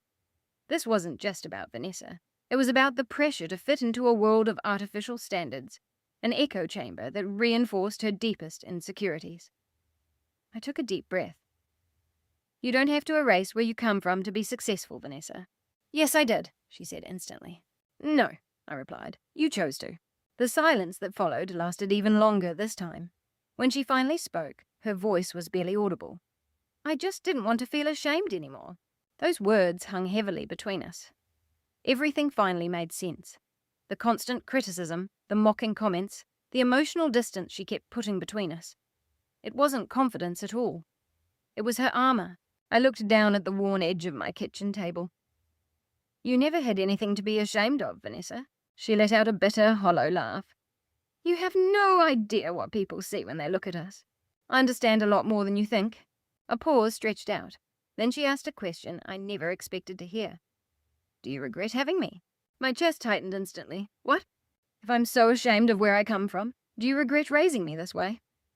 A wave of profound sorrow washed over me, because the answer was no. It would always be no. But I understood why she was asking. I chose my words carefully. No, Vanessa. I heard a shaky breath on the other end of the line. But I deeply regret that you think love is something to be ashamed of. The silence returned, but it felt different this time. The sharp edges were gone, leaving only vulnerability. Then she whispered, I don't know how to be both. That admission broke something inside me. That was the core of the issue she had been dancing around for years. She didn't know how to be successful without disconnecting from her roots, how to be modern without losing her grounding, or how to be confident without building a wall of superiority. So instead she chose isolation, followed by arrogance, and eventually cruelty, disguised as sophistication. You never had to choose, I said softly. Another long pause. Then Vanessa asked, Why didn't you stop me sooner? That question hit harder than any other. I looked around my kitchen, at the life I had built, at the years I spent quietly taking her comments, just to keep the peace, turning every Sunday dinner into a performance. I thought I was holding the family together, I admitted honestly. I let out a slow breath. But now I think I was just terrified of being alone. Silence. Then Vanessa whispered something so quiet I could barely catch it. I don't want to lose you. My throat tightened. For a moment I couldn't speak. That was the first completely honest thing she had said to me in years. No defenses, no performance. Just fear. I stood up and walked over to the window. Outside, the street was quiet, ordinary, and real. You don't have to lose me, I said gently, but you can't keep hurting me either. Another pause. I don't know how to fix this, she admitted. For the first time, she sounded small, not powerful, not superior, just lost. I leaned against the window frame. You start by stopping the fight. I heard a soft sigh on the other end. I can't undo what I've done. No, you can't, I agreed. But you can choose to stop causing more damage. Silence. Then a tiny hesitant question. What if people think I lost? I closed my eyes, finally seeing the real fear driving her. Vanessa wasn't just afraid of being wrong. She was terrified of being seen as ordinary again. Vanessa, losing an argument doesn't mean you lose who you are, I said softly. Those words seemed to linger in the air between us. Finally, she whispered, I need some time. I know. Another pause. Then, Mom, I'm sorry. Just 2 words. Simple, but incredibly heavy. For the first time in years, they actually felt real. They didn't fix everything, and they didn't heal the past, but they carried real weight. I know, I said quietly. She didn't hang up right away, and neither did I. We just stayed on the line in silence. We weren't enemies anymore, but we weren't healed either. We were just somewhere in between. Human again. And for now, that was enough. Vanessa didn't come home that Sunday. For the first time in years, I didn't set an extra place at the table. I told myself it was just a practical decision, not an emotional one. But as I set the serving platters down, I could still feel her absence, like a physical weight in the room. Rachel noticed it immediately. She's really not coming. I shook my head. No. Jason leaned back in his chair. Honestly, Mum, I think she needs this time. Time for what? Rachel asked. Jason hesitated. Time to stop fighting ghosts. Nobody said anything after that. We ate our dinner in quiet. It wasn't awkward, just different. There was less tension, more space to breathe. But the empty spot where Vanessa used to sit seemed to echo. Later that night, long after Jason and Rachel had gone, I stood in the kitchen for a long time. I kept waiting for my phone to buzz, but it never did. I told myself I was fine. But when I opened the refrigerator and saw the untouched leftovers, a troubling thought hit me. This was the first time I wasn't angry with Vanessa. I just felt uncertain. Not about what she had done, but about who she was becoming, and whether I still knew how to reach her. On Monday morning, I woke up early as usual. But instead of starting breakfast, I sat at the kitchen table, staring at Margaret's old food festival flyer, still stuck to my fridge. The words felt different now. Local legends, cooking competition. I traced the edge of the paper with my finger. And then I made a choice. I called Margaret. She picked up on the second ring. I was wondering when you'd call, she said immediately. I let out a breath. I want to talk to you about something. A brief pause. Her voice softened. I'm listening. I want to cook again, I said. Not for the attention and not for anyone's approval. Just for me. Silence on the other end. Then she whispered, Finally. That afternoon, I stepped back into the old kitchen at Parker's Diner. The scent hit me instantly. The faint trace of oil, the cold metal, the smell of old memories. It felt like stepping into an alternate version of my life. A version where I was still confident in my own hands, still certain of my own worth. I tied my apron on slowly. My fingers trembled a bit at first, but the moment I started chopping vegetables, something shifted. The muscle memory, the heat of the stove, the rhythm of the kitchen, it all came rushing back. For the first time in a very long time, I didn't hear Vanessa's critical voice in my head. Instead, I heard Thomas. Don't rush the stew, Nick. Let the flavours speak for themselves. I smiled softly. I remember, I whispered. Hers slipped away, without me even noticing. When Margaret walked in later, she stopped dead in her tracks. You look different, she said. I looked up. Different how? You look like yourself again. Those words stayed with me longer than I expected, because I realized I had completely forgotten what that felt like. Meanwhile, Vanessa remained completely silent. No phone calls, no messages, no social media updates. Jason called me that night. She hasn't posted anything online, he reported. I know, she's completely gone quiet. I slowly stirred the soup on the stove. Maybe she needs to. A brief pause. Do you think she's okay? That question was harder to answer than I expected, because I truly didn't know. I think, I said carefully, she's trying to stop playing the character everyone expects her to be. Jason sighed. Sounds like her. But beneath his words, I could hear the subtle note of worry. The kind of worry only a sibling feels when they watch someone they love quietly fall apart. 2 days later, a letter arrived. Not an email, not a text, a real handwritten letter. The return address carried Vanessa's name, but the handwriting was uneven and hesitant. I sat down at the kitchen table and took a deep breath before opening it. My hand shook slightly as I pulled out a single page. It was short and direct. Well, I don't know how to say these things out loud without sounding like I'm defending myself, so I'm writing them down. I was wrong. Not about everything, but about enough. I think I spent so long trying to run away from where I came from that I forgot it was the very place I learned how to love. I see now that I hurt you deeply, far more than I realized. I don't know how to fix it yet, but I want to try. I don't expect things to go back to the way they were. I don't think they can. I just don't want to hide from you anymore. Vanessa. I read it twice, then a third time. My chest tightened, but it wasn't painful. It felt like years of accumulated pressure finally evaporating. Rachel walked in while I was still holding the paper. She took one look at my face. Is that from her? I nodded. Jason stepped closer. What does it say? I handed the letter to Rachel, and she read it slowly while Jason watched her expression. When she finished, she looked up at me. She's trying, Mum, she whispered. Jason let out a long breath. Finally. But I didn't say anything right away. Something else was shifting inside me. I wasn't rushing to offer cheap forgiveness or forced reconciliation. I just noticed something strange. The anger I had carried for so long didn't feel as sharp anymore. It hadn't disappeared, but it had finally gone quiet. Rachel sat down next to me. So what happens now? I looked at the letter again, and then I looked around my kitchen. I looked at the table where Thomas used to sit, and the space Vanessa used to fill. I looked at the life we were all trying to rebuild, in our own separate ways. I don't know, I admitted, and for the first time, that uncertainty didn't feel like a failure. It felt like room to grow. Jason nodded slowly. Maybe that's not a bad thing. Later that night, after they left, I stood alone in the kitchen holding Vanessa's letter one more time. Outside, the street was completely still. The house didn't feel empty anymore, but it didn't feel complete either. It was somewhere in the middle, just like us. I placed the letter carefully on the table. The door wasn't locked, but it wasn't wide open either. It was just waiting.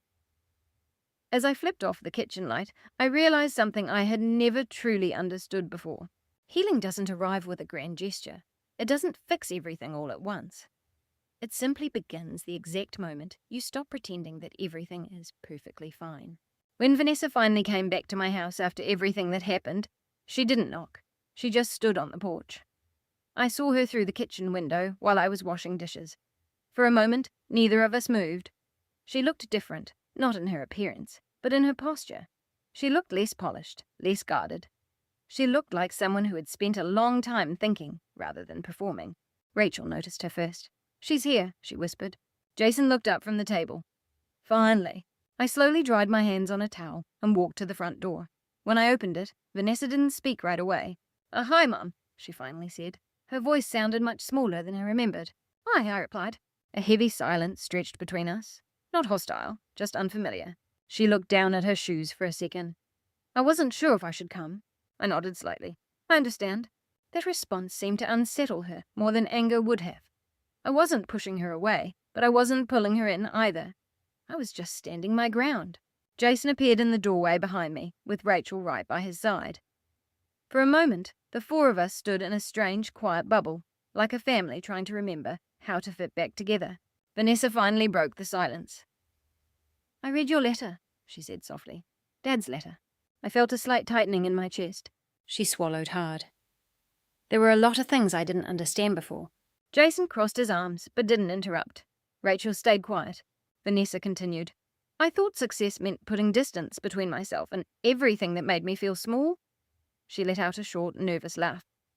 But I think I confused being familiar with being small. I didn't realize how much I was hurting you just to make myself feel important. That honesty cut deeper than any of her old insults, because there was no defense mechanism attached to it. No excuses.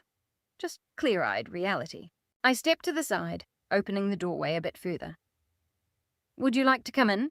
Vanessa hesitated for a heartbeat, then nodded. Once inside, she walked through the kitchen slowly, as if she was seeing it for the very first time.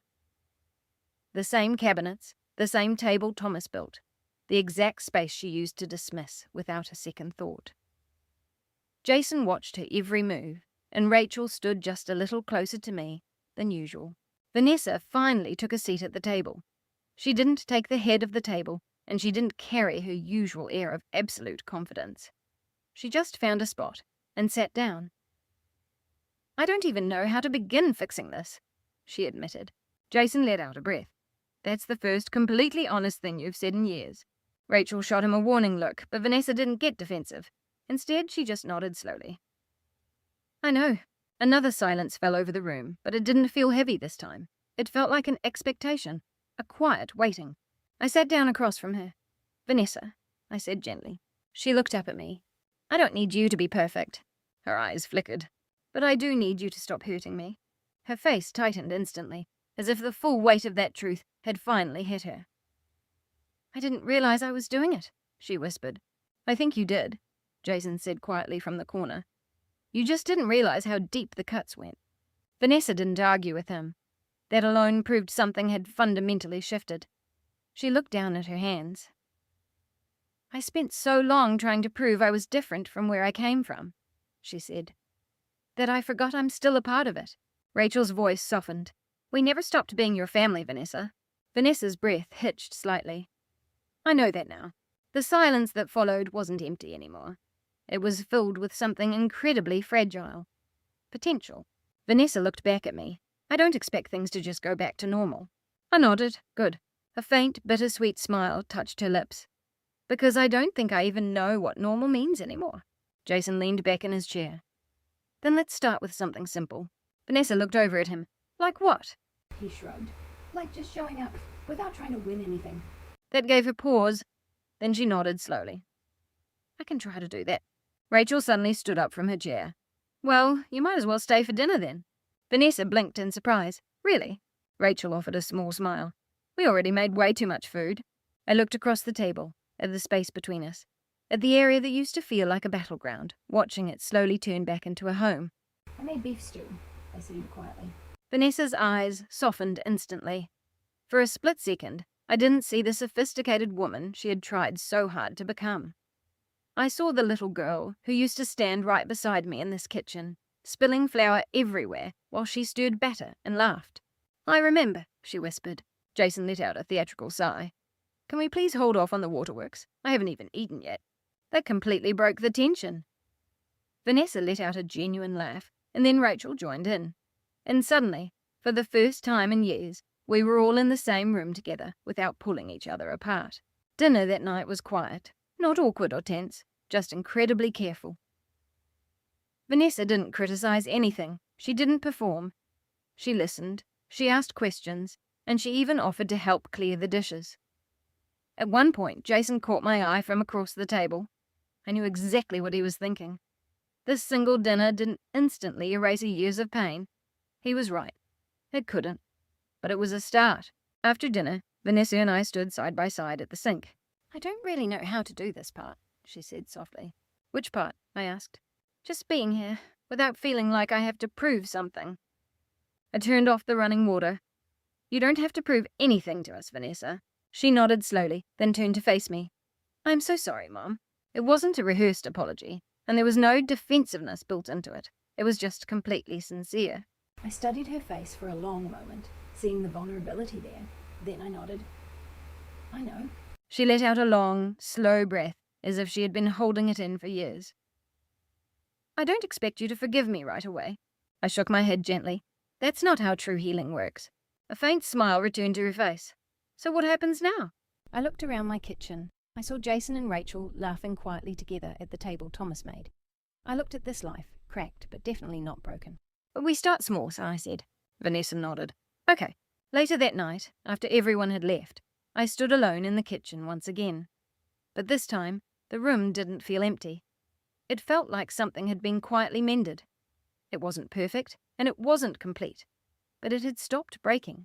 I ran my fingers along the edge of the wooden table. Thomas's table. We're still here, I whispered into the quiet night. Outside, the world was completely still. But inside me, something had finally settled. It wasn't the final chapter, and it wasn't a perfect ending. It was just a new beginning. One I didn't have to fear anymore. Standing in the kitchen after Vanessa left that night, I finally understood something I had refused to see for years. Family love isn't always loud, and it isn't always gentle. Sometimes it doesn't even show up with the respect we think we deserve. But it's still love, until it gets smothered by pride, ego, and the desperate need to feel superior to your own roots. For years I truly believed that enduring her insults was a sign of strength. I believed that as long as I kept the Sunday dinner tradition alive and kept the table full, our family would stay intact. But I learned an incredibly painful lesson. A family cannot survive on food alone. It cannot survive on empty routines. and it absolutely cannot survive when one person constantly sacrifices their own dignity just to keep a fragile peace. Vanessa didn't become distant overnight. It happened slowly, through tiny comments, small humiliations, and all those quiet moments where I should have drawn a line but chose silence instead. I kept telling myself to be patient, but the truth was I was letting myself disappear in my own kitchen, and Vanessa, in her own twisted way, was completely lost too. She confused success with isolation. She thought cutting off her roots would make her powerful, but in reality, it just left her completely alone. Forgiveness didn't happen in a single flash of light. It didn't magically erase the past. It simply began the exact moment honesty finally took the place of pride. I also discovered something vital about myself. I am not just a mother who cooks. I am a woman who, long before I ever measured my worth by someone else's approval, possessed real passion, identity, and immense pride in what I created. Healing doesn't mean pretending the damage never happened. It means accepting who we've become and choosing to rebuild anyway.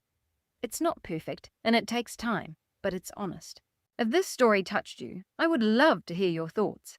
Have you ever experienced distance, misunderstandings, or quiet pain within your own family? Drop a comment below and share your experience. I read every single one. Don't forget to like this video, subscribe to the channel, and turn on notifications so you never miss our next emotional family story. Also, let me know, where are you watching from right now, and what time is it where you are? Just remember, whatever you are going through, you are never alone.